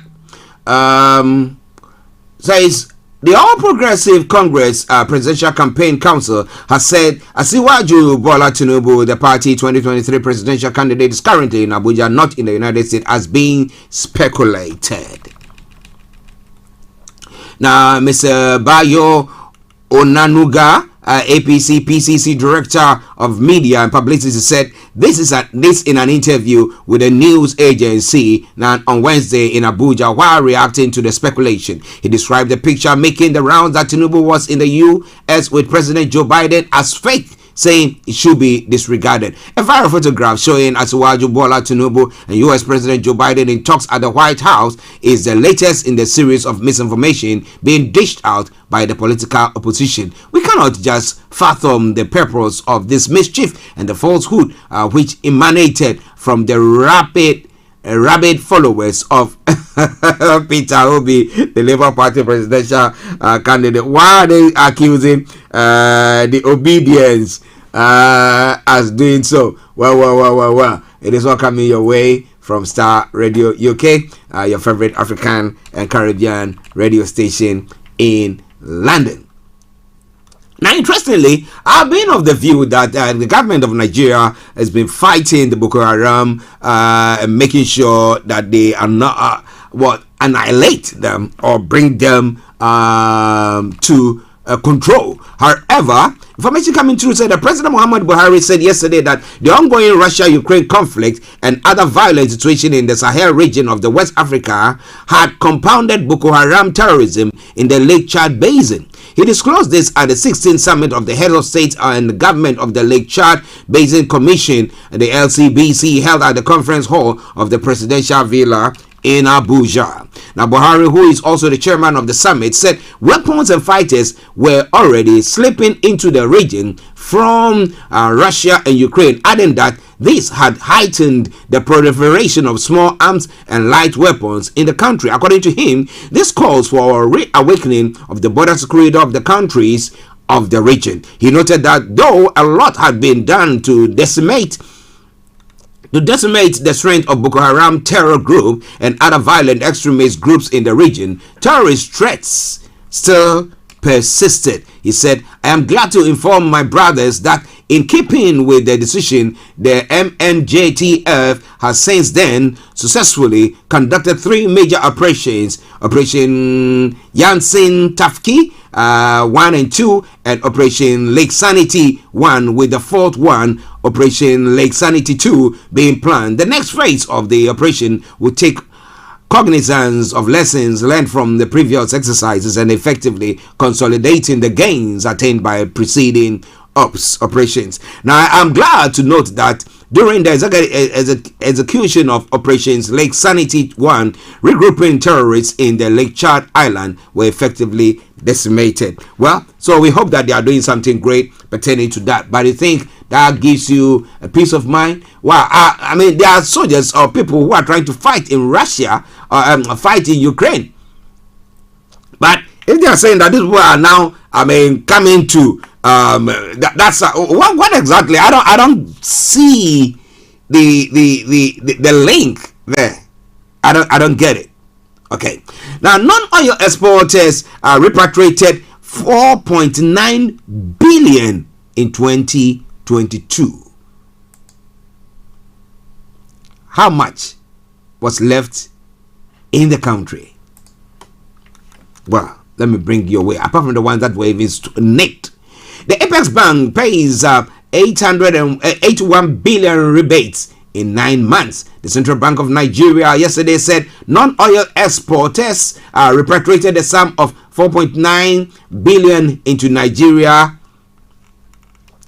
in 2022. The Apex Bank also said it had paid 81 billion in rebates to exporters who brought in dollars to the economy in the last 3 quarters. Now, Governor of the Central Bank, Mr. Godwin Emefiele, who spoke at the second edition of the RT 200 Export Summit in Lagos, said the amount paid as rebates was a testament to the resolve of the CBN to ensure quick acceleration of the export value chain in the country. Emefiele said the Apex Bank introduced the RT 200 program, which is aimed at raising $200 billion in foreign exchange in 3 to 5 years from non-oil exports. Well, let me say good morning to Captain John. Well, he said it. He said Nigeria can use non-traditional product, not just the oil, but other products produce, and they will make money from that. So if that is working, why not? But in all that has been said, when it comes to the oil and other bits, how much of it has remained in the country? This is Starr Radio UK. It is your favorite African and Caribbean radio station in London. Let's take a break and I'll be with you. Stay tuned and don't you go away. Hi guys, this is your friend Uruj from SendWave. SendWave is a money transfer app that is used by people all over the world to send money to their loved ones in Africa. With SendWave, you can send money to Ghana, Nigeria, Kenya, Uganda, and Tanzania. And the best part is, SendWave is absolutely commission free. Our exchange rates are excellent. You can see for yourself by checking them out on our website. So how do you use SendWave? SendWave is an app that you can download onto your phone from the App Store or Google Play Store. The app is free to download. After downloading it, just open the app and enter your name, email, and phone number. That's it. You're good to go. Make sure you use the promo code SR. S for Star, R for Radio. This promo code will give you £5 free credit to send to Africa on your first transaction. Your money will be delivered to your recipient within seconds. Feel free to call me on 0749 7377 647 at any time. I'll be happy to tell you all about SendWave and help you in any way I can. Remember to use the promo code SR for £5 free credit. Medasse. Hi everyone, it's your girl BB Clement, the author of How to Go From Employee to Entrepreneur and the host of your weekly business show, BB Means Business, the show where we discuss everything you ever wanted to know about business but you were afraid to ask. How do I start my business? How do I raise the finance? How do I grow my business? Where am I going to find my customers? Join me every Tuesday at 1:30 p.m. on Starr Radio UK to get all the information and tips that you need to become a successful entrepreneur and become financially free. Remember, don't let life dictate to you. Rather, put your signature on life. Welcome back on the program, Starr Radio UK, your favorite African and Caribbean radio station in London. As I said, I sincerely apologize for Mr. Olayomi Koiki not being with us this morning. He sent those information through, but this evening, exactly at 18 hours, is going to be with you to bring you the Niger voices or wherever you are. Don't touch the dial. I'll continue to listen to us exactly at 18 hours. GMT. He's going to be with you. Okay, enjoy this tune. One from the late Sami Opuso, and he says Oluwa Etobi. Enjoy it. Hey! Are you ready for this? Come on! Push your hands in the air! Push your hands in the air! Push your hands in the air! Hey! Greater you, Lord! Greater are you, Lord! Yes. The universe declares your majesty. Who can compare? Who can compare? Nobody. We searched all over for sanity that we had. Jesus tremble at mention of your name. Mountains crumble at the sound of your voice. Our battles are won by the power of your mighty hand. We are strong 'cause we have where it began.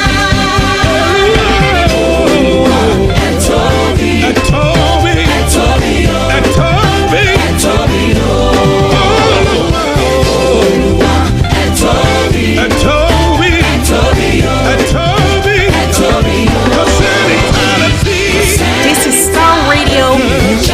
This is Starr Radio UK. Come on.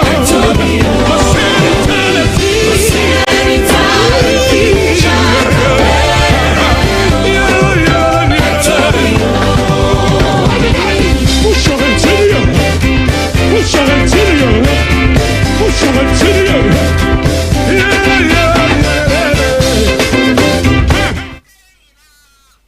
Okay, now. All the young people.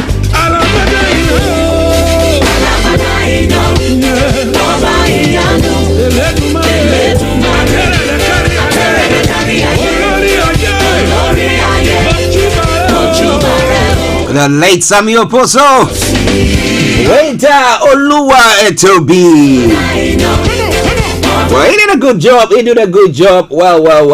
Everybody has a way that they all have to exit this earth. But what legacy are you leaving behind? He's left something. Today I can just go back to that and celebrate that. What about you? Okay, so share the broadcast with your friends and loved ones and invite them to like our pages as well as we do so. And now let's move on to some of the other stories making the rounds this morning on Starr Radio UK. This around from Ghana and African continent, and then we'll come to this part of the world as well. But wherever you are, don't even think of touching the dial. It's Starr Radio UK, your favorite African and Caribbean radio station in London.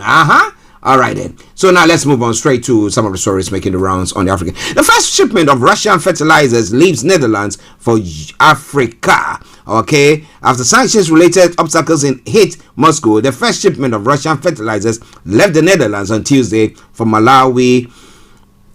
That's what the Dutch customs are saying. Well, so is Russia going to benefit from it or not?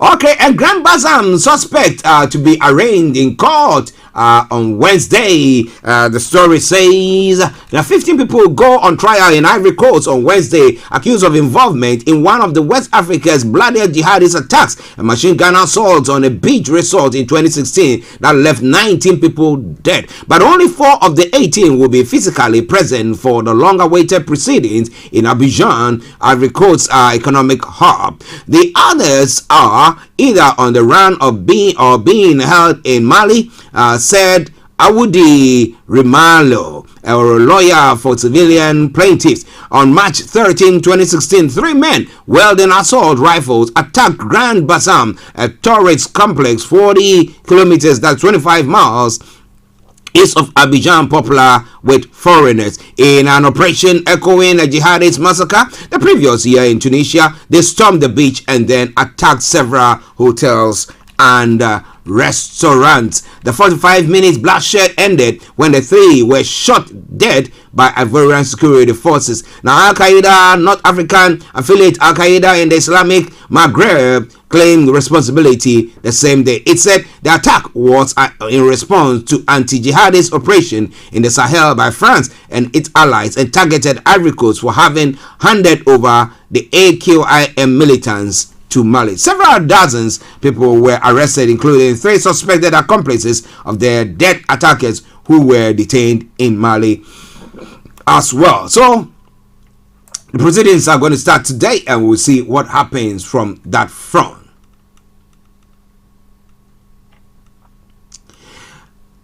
Now, interestingly, developments coming from other parts of the world march against Uganda oil pipeline in Paris as one of the stories making the rounds. And Namibia is to have a female president. Can it happen or not? Namibia's Deputy Prime Minister Netumbo Nandi Ndaitawa is an inch closer to becoming the southwestern country's first female president. Namibia's ruling party on Monday, November 28, elected Nandi Ndaitawa as its vice president, making her the front runner to lead the party into the country's upcoming national election in 2024. The 70-year-old edged out Prime Minister Sarah Kugengelwa Amadila and Environment Minister Pohamba Shefeta in the race for number 2 position in the Southwest Africa People's Organization. The President Haji Gingop, who is due to step down at the end of his current term, refused to endorse a successor as his predecessor had done. So what is going to happen there? Are they going to allow her 70 years? My goodness. Well, she wants to be the president. If she's well taken, the men, we are talking about the men, we say you're 70, my friend, go on retirement. Now a woman, but what? I don't want to be misogynist. Okay, so a misogynist. So let's just go on. What a man can do, a woman can do, and even at times do even better than what the man has done. So good luck to her. I'll be following it very, very closely. Starr Radio UK. Well, Chris Haney's killer, Janus Walus, has been stabbed in South African prison. It was only Monday that I was talking about the fact that he's about to be released, and due to that, there have been some distraction at the monument for Chris Hani. But the killer of anti-apartheid activist Chris Hani has been stabbed to death in South African prison 2 days before the deadline for his controversial release on parole, the prison said on Tuesday. The Department of Correctional Services confirms the unfortunate incident in which inmate Janus Walus was stabbed. The prison's administration said in a statement, the inmate in a stable the inmate in a stable condition, it said, adding that the injured man is currently receiving necessary care. According to initial findings, Walu 69 was stabbed by another inmate, according to corrections, which announced an investigation. Now, last week, the court granted early release to the Polish immigrant linked to the white Afrikaner far right who killed Chris Hani in 1993. He was to be released not later than December 1, according to the decision of the Constitutional Court, the country's highest court. Now, Chris Hani's widow denounced the diabolical judgment, and a demonstration against his release brought together several dozens people on Saturday at the call of the historic ruling party ANC. On Saturday night, Chris Hani located in the municipality of Ekuheleni in the east of Johannesburg was vandalized as well. Well, let's see what happens. If in prison, you cannot be even protected. Talk less when you come out. What will happen? Well, it is all coming away from Starr Radio. Okay, the Junior Doctors Association Ghana has reacted to an alleged misunderstanding between a doctor and a nurse at the Menchia District Hospital on Tuesday, November 29. Information coming through said that Ashanti Regional Director of National Service Secretariat, Mr. Alex Poku-Mensah, had been captured on tape verbally attacking a staff nurse at the Menchia District Hospital. In the audio recording of the incident, Mr. Alex Poku-Mensah was heard hurling insults and threats at the nurse for allegedly intimidating his daughter, who is a house officer at the hospital. According to multiple reports, she said the said nurse is said to have called Mr. Poku-Mensah's daughter on phone to inform her about the need for her to return to the facility to update a patient's record on the hospital's patients management system. By reacting to this, the Junior Doctor Association says that falsehood is being peddled against the said doctor, which seemingly seeks to bring the professional competence of same under disrepute. In a press statement, the association explained that the claims that the doctor gave a wrong prescription to the child were untrue. They added that the doctor did not review any child on that day on the surgical ward like being suggested, but rather correctly prescribed an intravenous fluid for a patient. However, due to the unavailability of the intravenous fluid prescribed, the nurse called the doctor to delete it from the system to avoid extra billing, and that is what brought about that. But well, we hope that the truth of the matter is said, that it will not affect this young lady in that hospital or her career as a whole. Well, Kennedy Japan has said that he has asked Vice President Dr. Bawumia to ensure fairness in the party's upcoming contest. According to Kennedy Japan, some pro-Bawumia executives in the northern part of the country have prevented him from meeting with the party's delegates in the region. The Kennedy Japan, during a meeting with the Savannah regional executives of the MPP, stated that while he has no issue losing to the vice president in a fair contest, he will fight against Dr. Bawumia's presidential campaign if he is treated unfairly in the flag bearership contest. If Dr. Bawumia wins fairly, I will fully support him. But if he wins unfairly, I have a mouth, radio and television station. I will use it to shut the campaign down, he threatened.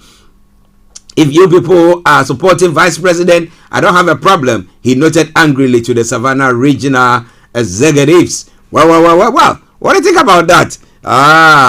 Canadian Japan for you. Well. But, when the front is not united but fragmented, we know things do happen. But what do you think is going to happen there? It is Starr Radio UK. We have got about another 90 minutes to bring the program, the first part of the program, to cross over to the Houses of Parliament for the PMQ. What do you say? Starr Radio UK, your favorite African and Caribbean radio station in London.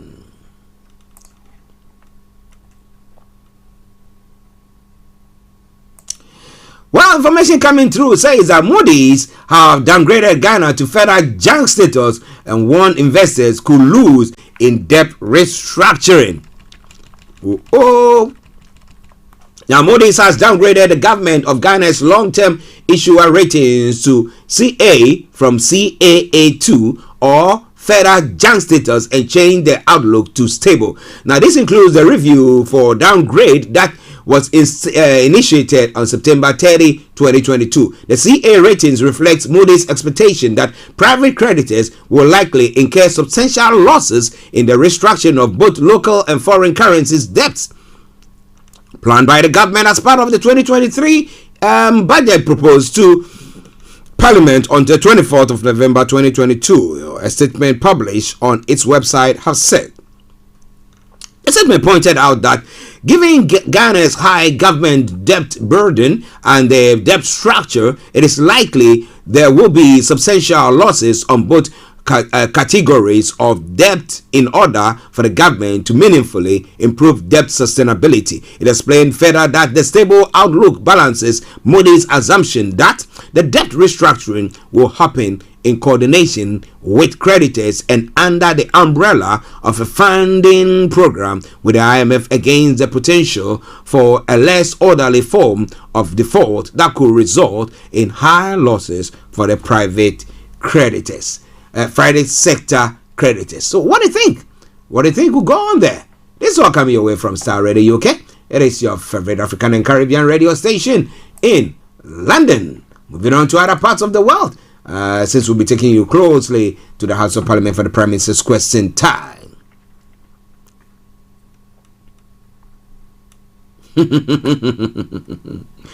La la la la. Okay, the former Chinese leader has died, age 96. Jiang Zemin has died. Chinese former leader Jiang Zemin, who came to power after the Tiananmen Square protest, has died at 96. State media said he had died just after 12 hours local time, that's 4 hours GMT, in Shanghai on Wednesday. Now, Jiang presided over a time when China opened up on a vast scale and saw high-speed growth.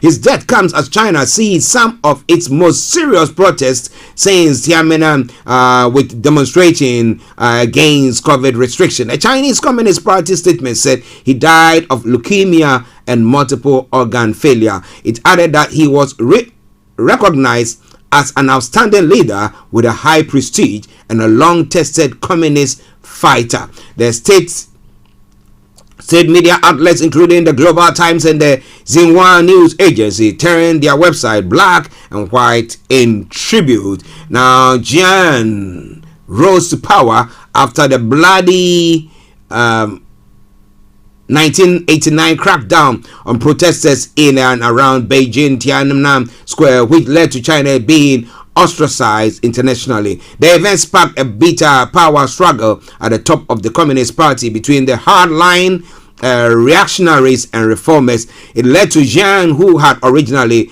been seen as a plodding bureaucrat, being elevated to high office. He was chosen as a compromise leader in the hope he will unify hardliners and more liberal elements. Under his stewardship, a formidable economy was forged. The communists tightened their grip on power. China took its place at the top table of world powers. He oversaw the peaceful handover of Hong Kong in 1997 and China's entry into the World Trade Organization in 2001, which intertwined the country with the global economy. But political reforms were also put to one side, and he crushed internal dissent while pursuing a hardline stance on Taiwan. He was criticized for the heavy-handed crackdown on the religious sect Falun Gong in 1999, which was seen as a threat to the Communist Party. He was also keen to ensure that his position within the Communist Party was secure and came up with his own political ideology. The three represents theory in an attempt to modernize the party. During his time in power, Jiang sought to strengthen ties with the U.S., visiting the country several times and offering the then President George W. Bush cooperation in Washington war on terror following the 9/11 attacks.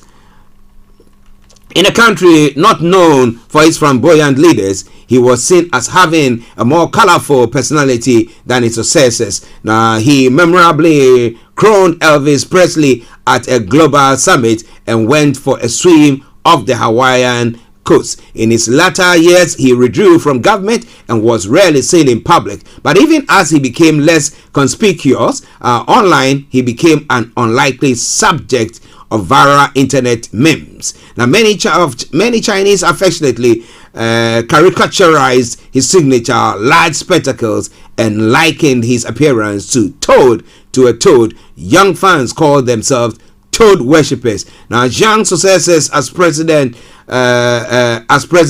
Hu Jintao, who was conspicuously removed from the CCP conference last month, and Xi Jinping are scheduled to attend his funeral, according to a letter released by the state-backed Global Times. Well, so may his soul rest in perfect peace. He's done his bit. Now, what about you? What are you doing? Well. It is Starr Radio UK. It is your favorite African and Caribbean radio station in London. Now, Oath Keepers. Now, 2 members of the far-right militia are guilty of U.S. sedition. The leader of the far-right militia has been found guilty of plotting to stop U.S. President Joe Biden from taking office after the 2020 elections. Now, jury found Oath Keepers founder Stewart Rhodes guilty of the rare charge of seditious conspiracy following a 2-month trial. He plotted an armed rebellion to stop the transfer of power from Donald Trump to Mr. Biden, prosecutors said. Now, 4 more were on trial with him related to the 2021 Capitol riots. Now, 3 of the group, Jessica Watkins, Kelly Meggs, and Kenneth Harrelson, went inside the building during the attack. Now, Meggs was also found guilty of seditious conspiracy on Tuesday. Both Rhodes and Meggs now face a maximum of 20-year sentence on the charges. Now, Harrelson, Watkins, and the 5th member, Thomas Caldwell, were found not guilty of seditious conspiracy. All 5 of the group were found guilty of obstruction of an official proceeding. Rhodes, who prosecutors say acted as a battlefield general during the riots, was also found guilty of tampering with documents or proceedings. He was acquitted of 2 other conspiracy counts. The verdict comes after 3 full days of jury deliberation. Now, speaking outside the courthouse following the verdict, lawyers for Rhodes said they were not pleased with the outcome, but that it wasn't a clear-cut victory for the prosecution either. It is a mixed bag, said lawyer Edward Tapley. Now, added he was grateful the jury found the defendant not guilty on some counts. They intended to appeal against the conviction. Well, it's all coming away from Starr Radio UK. It is your favorite African and Caribbean radio station in London. Now, interestingly, some news flash coming through. At least 10 students have been killed after an explosion at a religious school in northern Afghanistan. Official reports are saying. Information coming through just been sent to me in the studios here. Now, can you just imagine if you are married and then you are divorced, and then now for the upbringing of the upkeep of your children, you're going to be getting 200,000 monthly. That is well, who is going to be doing so? Now, Kanye West is to pay Kim Kardashian $200,000 per month in child support as divorce settled. Now, Kanye West has been ordered to pay Kim Kardashian $200,000 per month in the child support in a divorce settlement. The former rapper and reality TV star will share joint custody of their 4 children. Kardashian filed for divorce in 2021 after 8 years with West, who has legally changed his name to Ye. Ye. Okay, it comes after several companies cut ties with Ye over controversies including anti-Semitic comments. Now, both parties were declared legally single in March, with Kardashian also dropping West from her last name. Now, issues around the division of property and custody of their children were resolved in court documents filed on Tuesday. The 2 parties should consult with each other on major decisions about their children's welfare, the document states. The expenses for the children's security, school, and college will be shared. In addition, is expected to pay $200,000 a month in child support, which the New York Post reported is because the children will spend the majority of time with Kardashian. The couple have 4 children: North 9, Saint 6, Chicago 4, and Sam 3. In every statement submitted earlier, Kardashian 42 has said she very much wanted the marriage to be ended, adding that this will help Kanye to accept that the relationship was over. 45 had previously fought against the separation. Well, the woman says, they love you and no longer. Waiting you go do. It be you, but see how much it's costing him. Well. It is All Star Radio UK, your favorite African and Caribbean radio station in London. The banking giants, another breaking news coming through. HSBC to close 114 branches in UK from April, as customers using them have fallen significantly since pandemic. The banking giant HSBC is to close 114 branches in UK from April. All right. In the next few moments, Rishi Sunak is going to be going head to head with Keir Starmer at PMQ. The Prime Minister will be grilled by MPs as he faces a weekly question in the Houses of Commons. So get yourself ready for that. I'll be taking you there in the next few moments. Now, more than 60 million won the England beat Wales match yesterday. And Meghan faced very real threats, says a Met chief. Let me bring that your way, and then we can bring the program, the first bit of the program, to a close.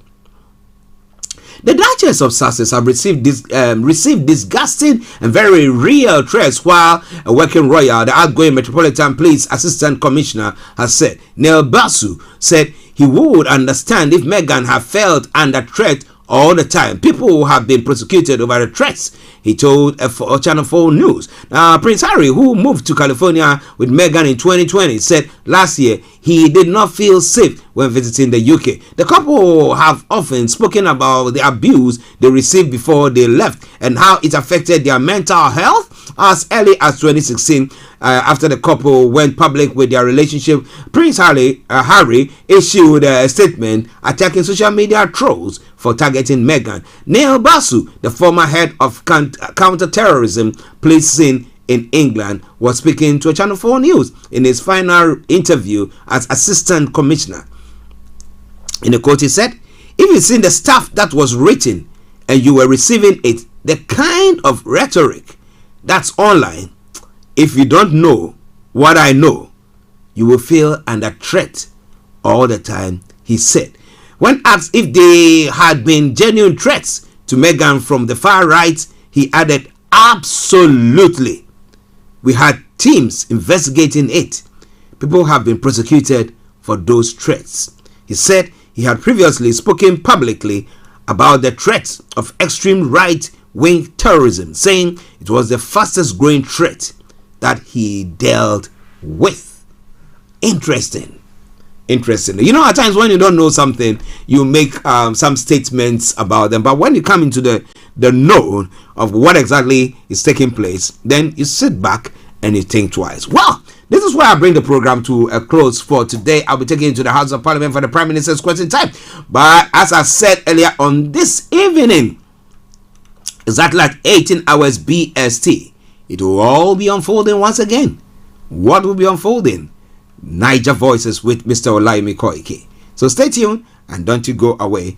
Enjoy this tune. This is from another smasher for you, a cover version of Bob Marley's song "No Woman, No Cry" by Ash. Enjoy it. When it ends and you don't hear from me, it's been me, Archie, saying have a top of the day. I'll be taking it to the PMQ. Stay tuned. Don't you go away.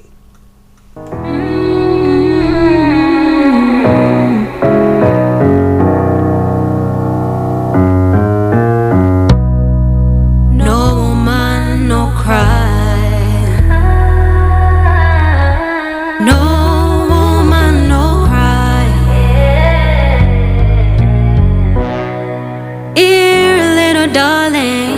don't shed no tears.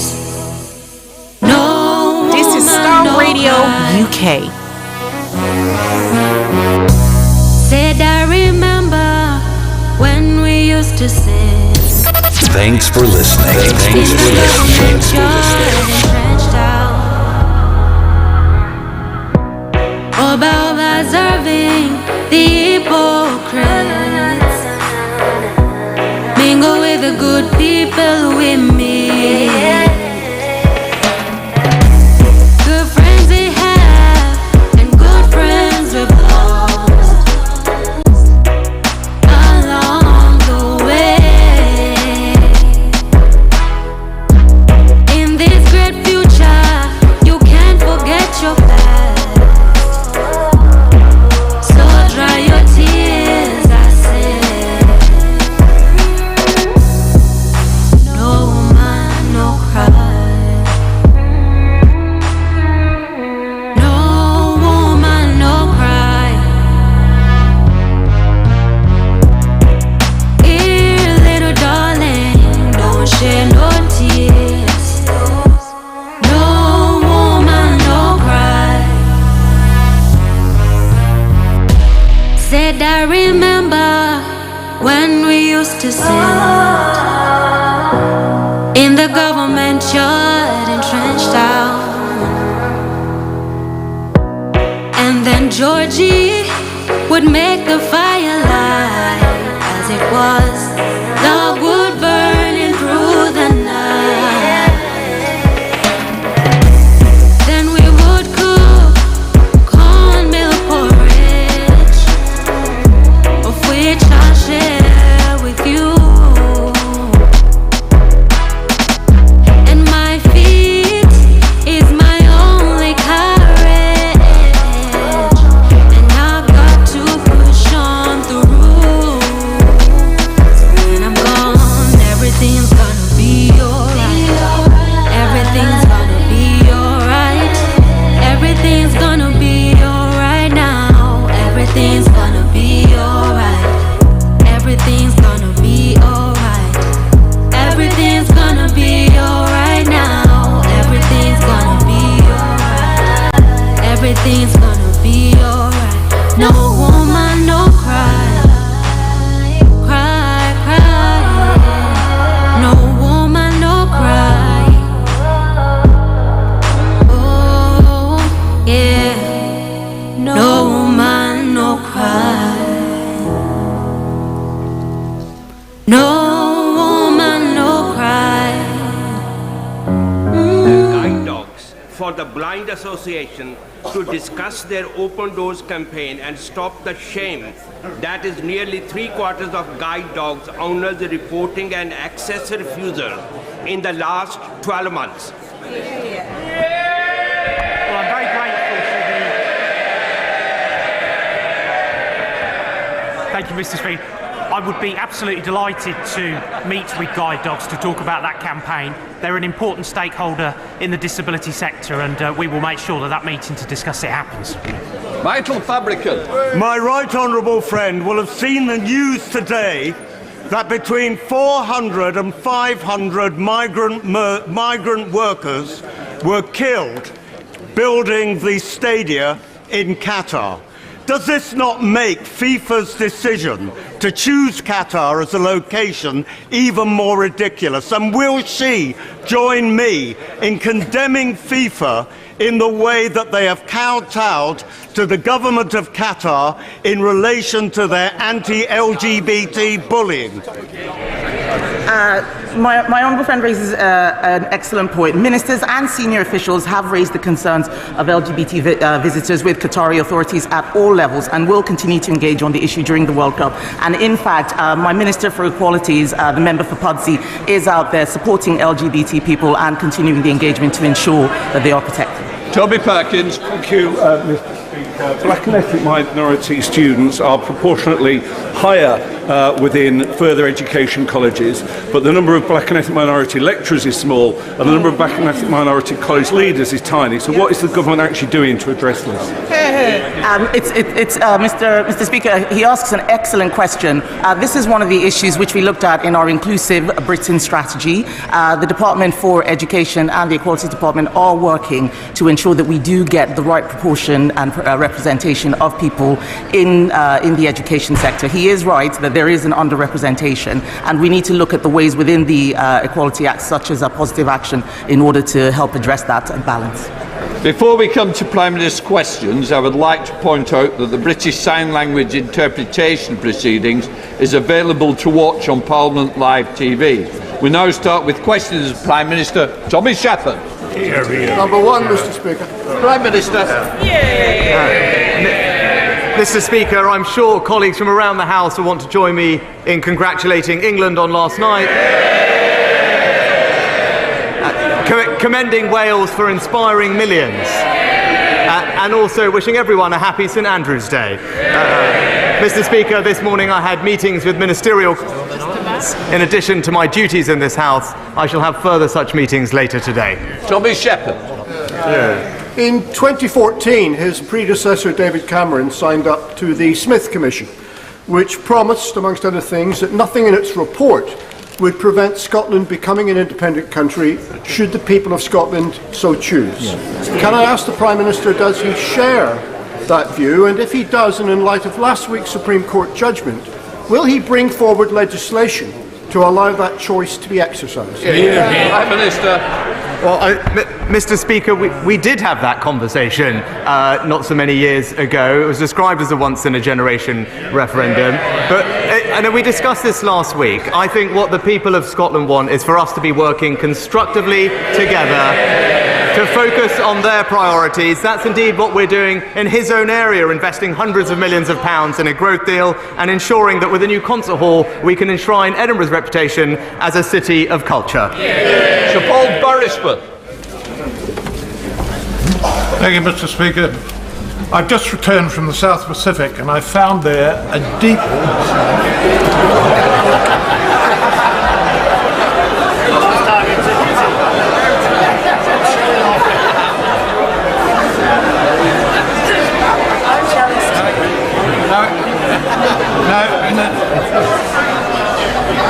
I've resisted the All Black jokes, Mr. Speaker, but I found there a deep concern at the expanding tentacles of Communist China. Would my right honourable friend agree with me that China is more than just, as he put it, a systemic challenge, but in fact an expanding, serious geopolitical threat? Prime Minister. Well, Mr. Speaker, China is indeed a country with fundamentally different values to ours and an authoritarian leadership intent on reshaping the international order, but actions speak louder than words, and that's why we passed the new National Security and Investment Act. Just recently, we used that act to block the sale of Newport Wafer Fab, and this week, with our announcement of Sizewell C, we ensured that China's state-owned Nuclear Energy Corporation will no longer be a part of the project. This government making sure that we protect our country's security. We now come to the Leader of the Opposition, Keir Starmer. Thank you, Mr. Speaker. May I join the Prime Minister in saying, well done, England. And I hope we can say that next week and the week after. Commiserations to Wales, so I'm sure we'll be back in the World Cup tournament before too long. And of course, Mr. Speaker, we mark that tomorrow is World AIDS Day. Mr. Speaker, Winchester College has a rowing club, a rifle club, an extensive art collection. They charge over £45,000 a year in fees. Why did he hand them nearly £6 million of taxpayers' money this year in what his Levelling Up Secretary calls egregious state support? Prime Minister. Mr. Speaker, I'm pleased he wants to talk about schools, because we've recently announced billions more funding for our schools. We're helping millions of the most disadvantaged children catch up with their lost learning. And we're driving up school standards, Mr. Speaker. But during COVID, he wanted to keep schools closed. We shouldn't be surprised, because I listen to parents and he listens to his union paymasters. Mr. Speaker, his Levelling Up Secretary, I see him down there, who, after all, was Education Secretary for 4 years, said you could scarcely find a better way of ending burning injustices than scrapping these handouts. And here's why, and he talks about driving up standards. Just down the road in Southampton, and he'll know this, 4 in every 10 pupils failed their English or Maths GCSE this year. 4 in 10. Is that £6 million of taxpayers' money better spent on rifle ranges in Winchester or driving up standards in Southampton? Well, Mr. Speaker, he talks about school standards. It's under a Conservative government, and thanks to the reforms of the former Education Secretary, that now almost 90% of schools are good or outstanding. That's when we came on. But Mr. Speaker, whenever he attacks me about where I went to school, he is attacking the hard-working aspiration of millions of people in this country. He's attacking people like my parents, Mr. Speaker. This is a country that believes in opportunity, not resentment. He doesn't understand that, and that's why he's not fit to lead.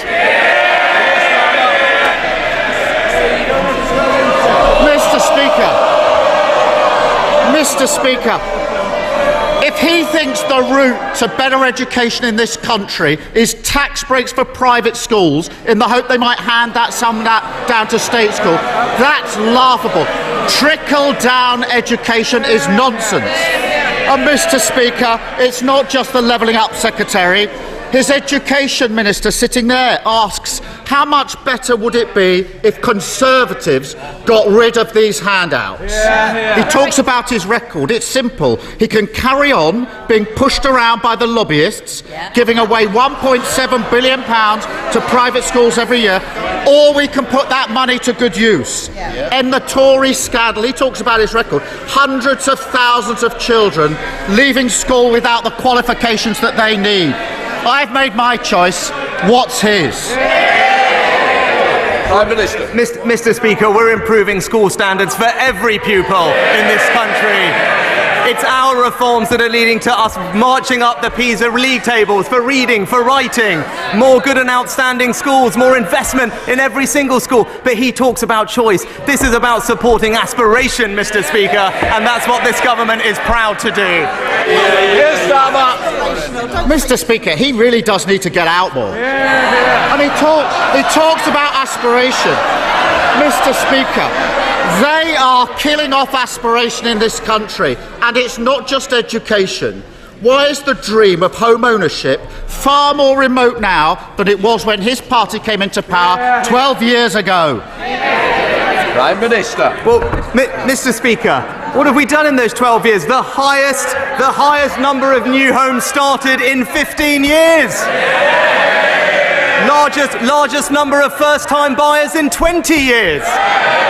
He talked about 10 years ago. What do we inherit? The lowest level of house building in a century. Mr. Speaker, would you believe it? Mr. Speaker, the simple fact is this. Every year, the age at which people can buy their first home goes up. At this rate, under this government, a child born in the UK today wouldn't be able to buy their first home until they're 45. Now, I love my kids, but I don't want to be cooking them dinner in 30 years' time. Now, Mr. Speaker,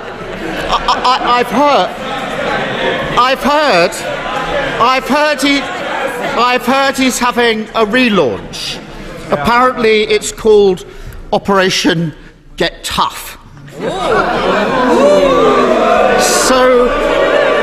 So how tough is he going to get with his backbenchers who are blocking the new homes this country so badly needs? Prime Minister! Mr. Speaker, we're delivering record numbers of new homes under this government. That's what we're doing. He talks about toughness, Mr. Speaker. He's too weak to stop dozens of his own MPs joining the picket lines. So what, if he wants to support those hard-working families and show some leadership, why doesn't he confirm right now that no Labour MPs are going to join those picket lines? Mr. Speaker, whichever way you slice it, it's always the same. whether it's private schools, oil giants, or those who don't pay their taxes here, every week he hands out cash to those that don't need it. Every week he gets pushed around, and every week he gets weaker. But I can help him with this one. He doesn't need to do another grubby deal. If he wants to defeat that amendment from his anti-growth backbenchers on national targets for housing, Labour will lend him the votes to do so. Country before party, that's the Labour way. Why doesn't he try it?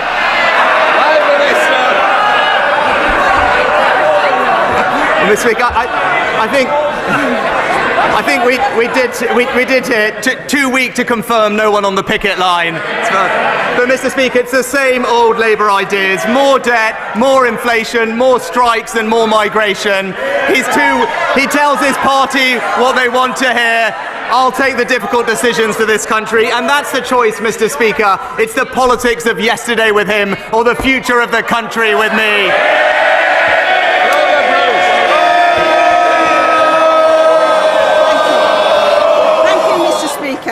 As host of this week's International PSVI conference, the UK again highlighted the need for more action to prevent sexual violence in conflict.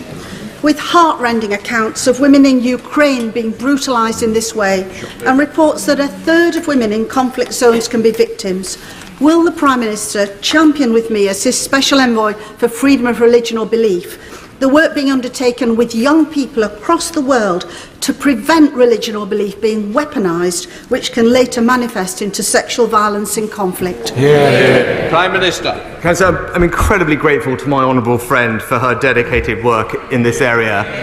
And she's absolutely right to highlight that this week the UK hosted the Preventing Sexual Violence in Conflict Initiative Conference. It was an incredible success. I pay tribute to all those involved, and as she said, we managed to reach a new political declaration in the conference where over 50 different countries have agreed to put an end to sexual violence in conflict, and she deserves praise for all her work in this area. Leader of the SNP, Ian Blackford. Thank you, Mr. Speaker. I'm sure the whole House will want to join me in sending prayers and condolences to the wife of Doddy Weir, who sadly passed away at the weekend. An absolute giant of a man, an inspirational figure in Scottish rugby, and someone who raised £8 million for M&D charities over the course of the last 6 years. Our thoughts and prayers are with Cathy, with Hamish, with Angus and with Ben. Mr. Speaker, let me wish everyone a happy St Andrew's Day. And those that know anything about St Andrew know that he's not just the patron of Scotland, he's celebrated right across Europe. That is why it is such a sad sight to watch this Prime Minister rammed through a bill that would rip up 4,000 pieces of European law. Laws that protect workers' rights, food standards and environmental protections.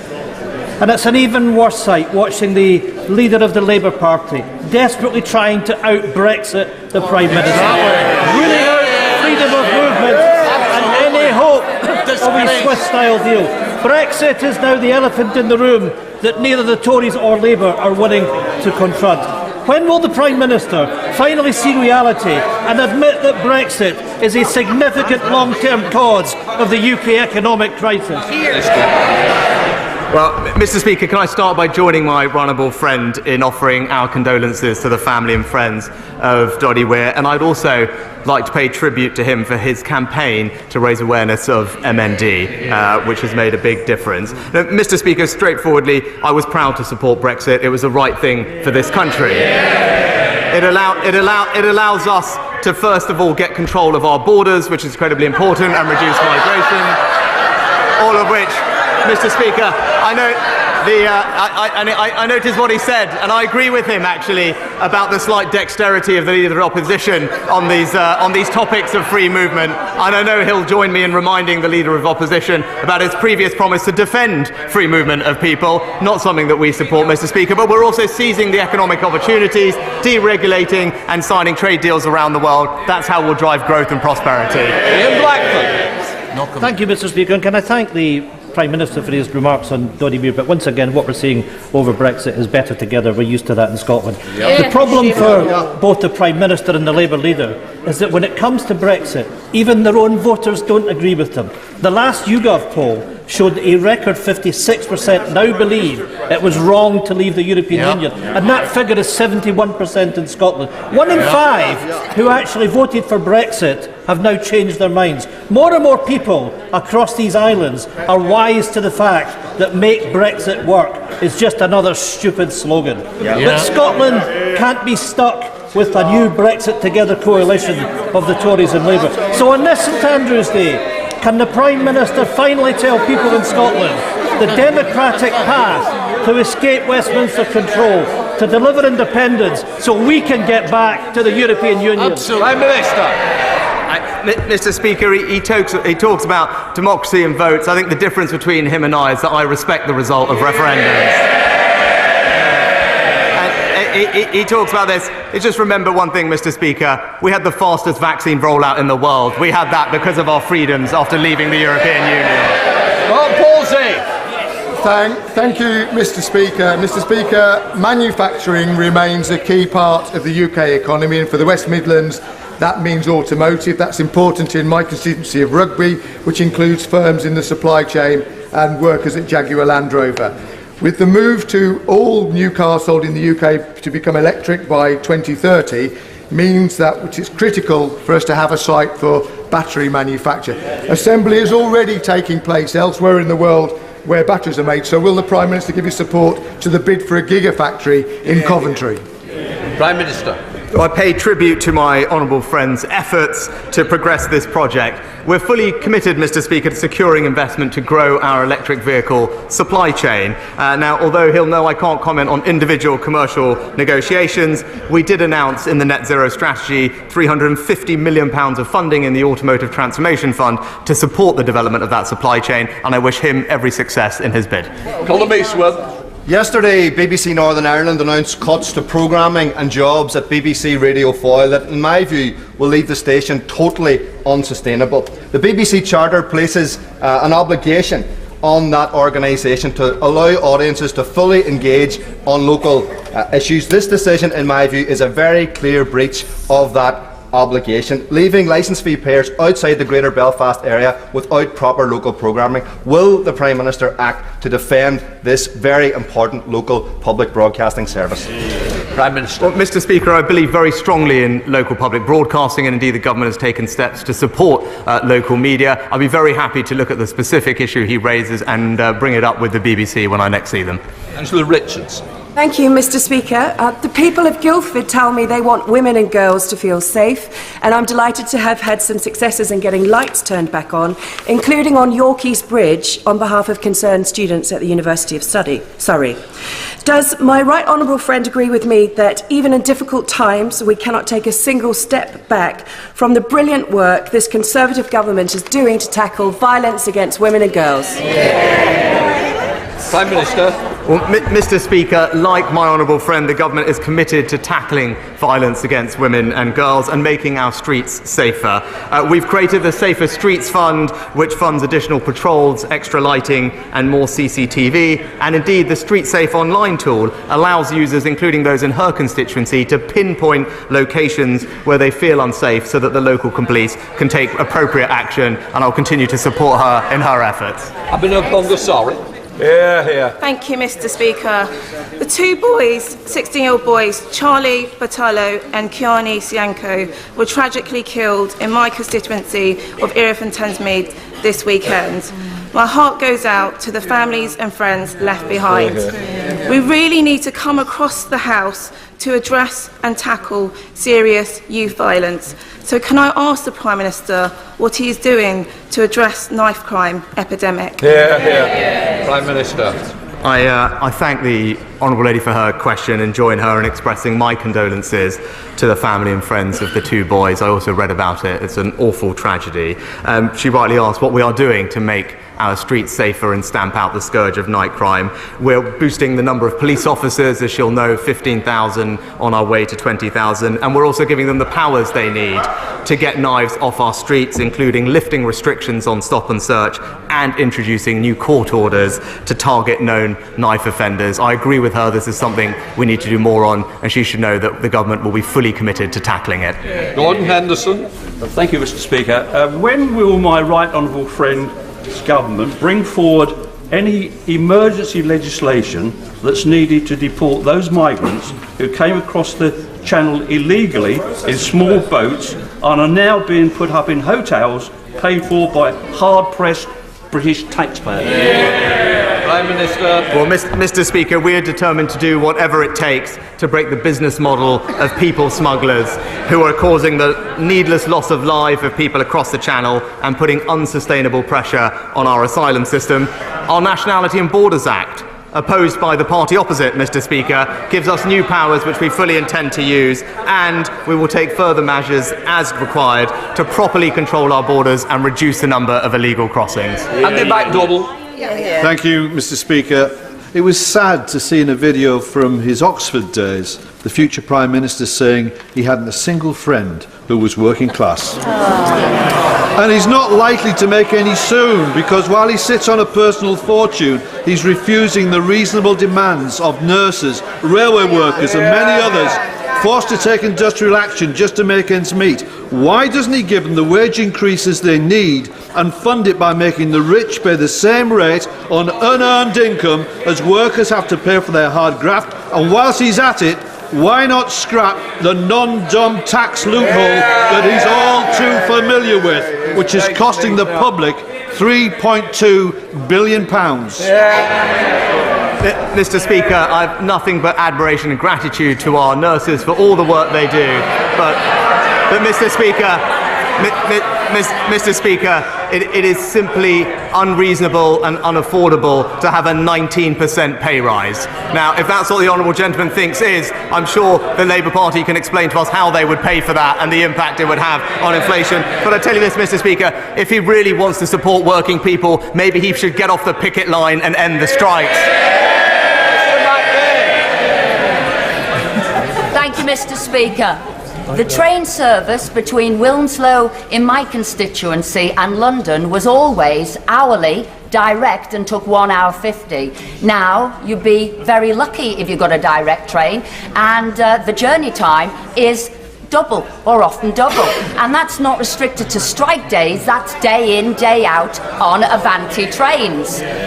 So can the Prime Minister tell my constituents what the government's going to do to sort this out and get the West Coast service back to what it used to be, because the service at the moment is completely unacceptable?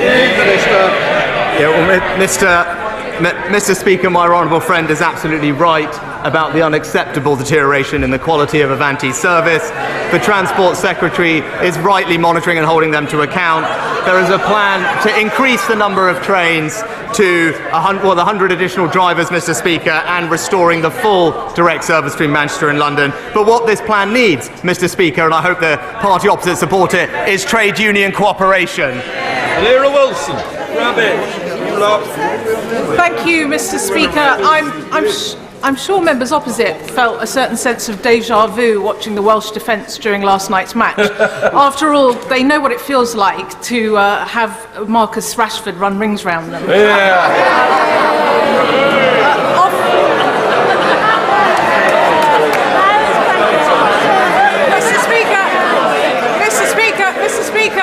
Mr. Speaker, off the pitch, Marcus Rashford has been a tireless campaigner on child hunger. So, in the face of fierce Conservative opposition. So, will the given that he delivered on the pitch last night, will the Prime Minister give him the best thanks possible by delivering free school meals for every child living in poverty? Prime Minister. Mr. Speaker, we're supporting almost 2 million children with free school meals. We also, last year, invested hundreds of millions of pounds in the new holiday activity and food programme, which is broadening that support through the holidays for those kids who need it, on top of our work to roll out breakfast clubs across the country. Blake Drummond.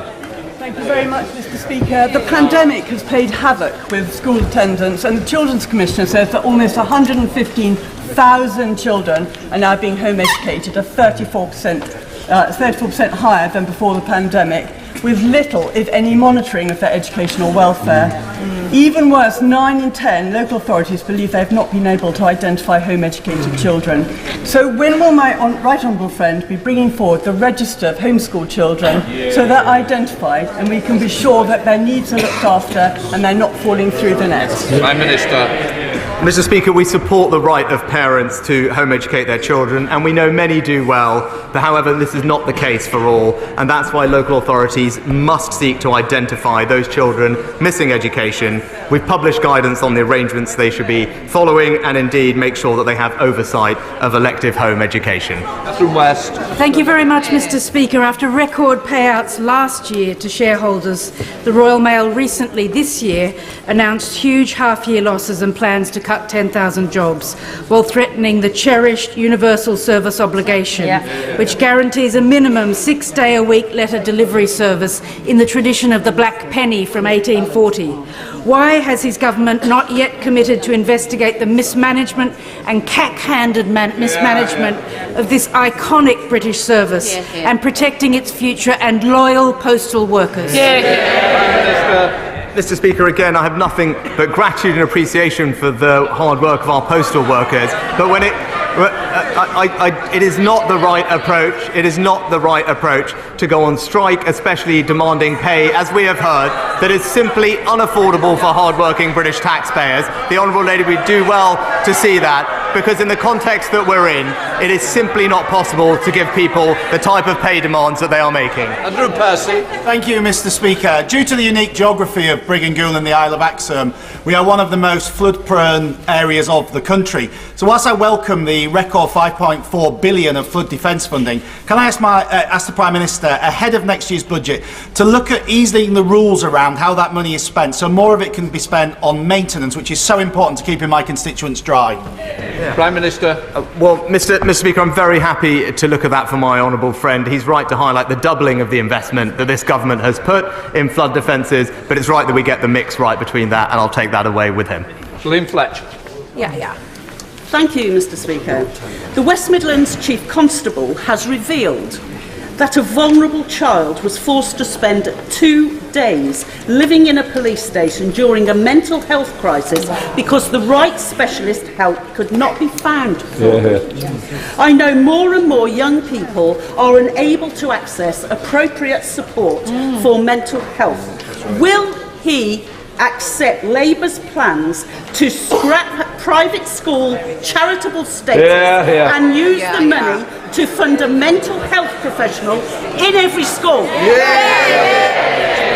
Well, Mr. Speaker, I'd say to the Honourable Lady, we've already committed to offer all state schools a grant to train a senior mental health lead by the end of this Parliament.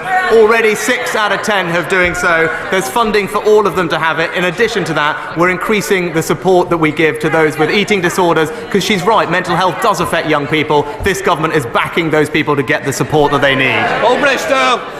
Thank you, Mr. Speaker. The number of people crossing the Channel is a national emergency. The number of migrants in hotels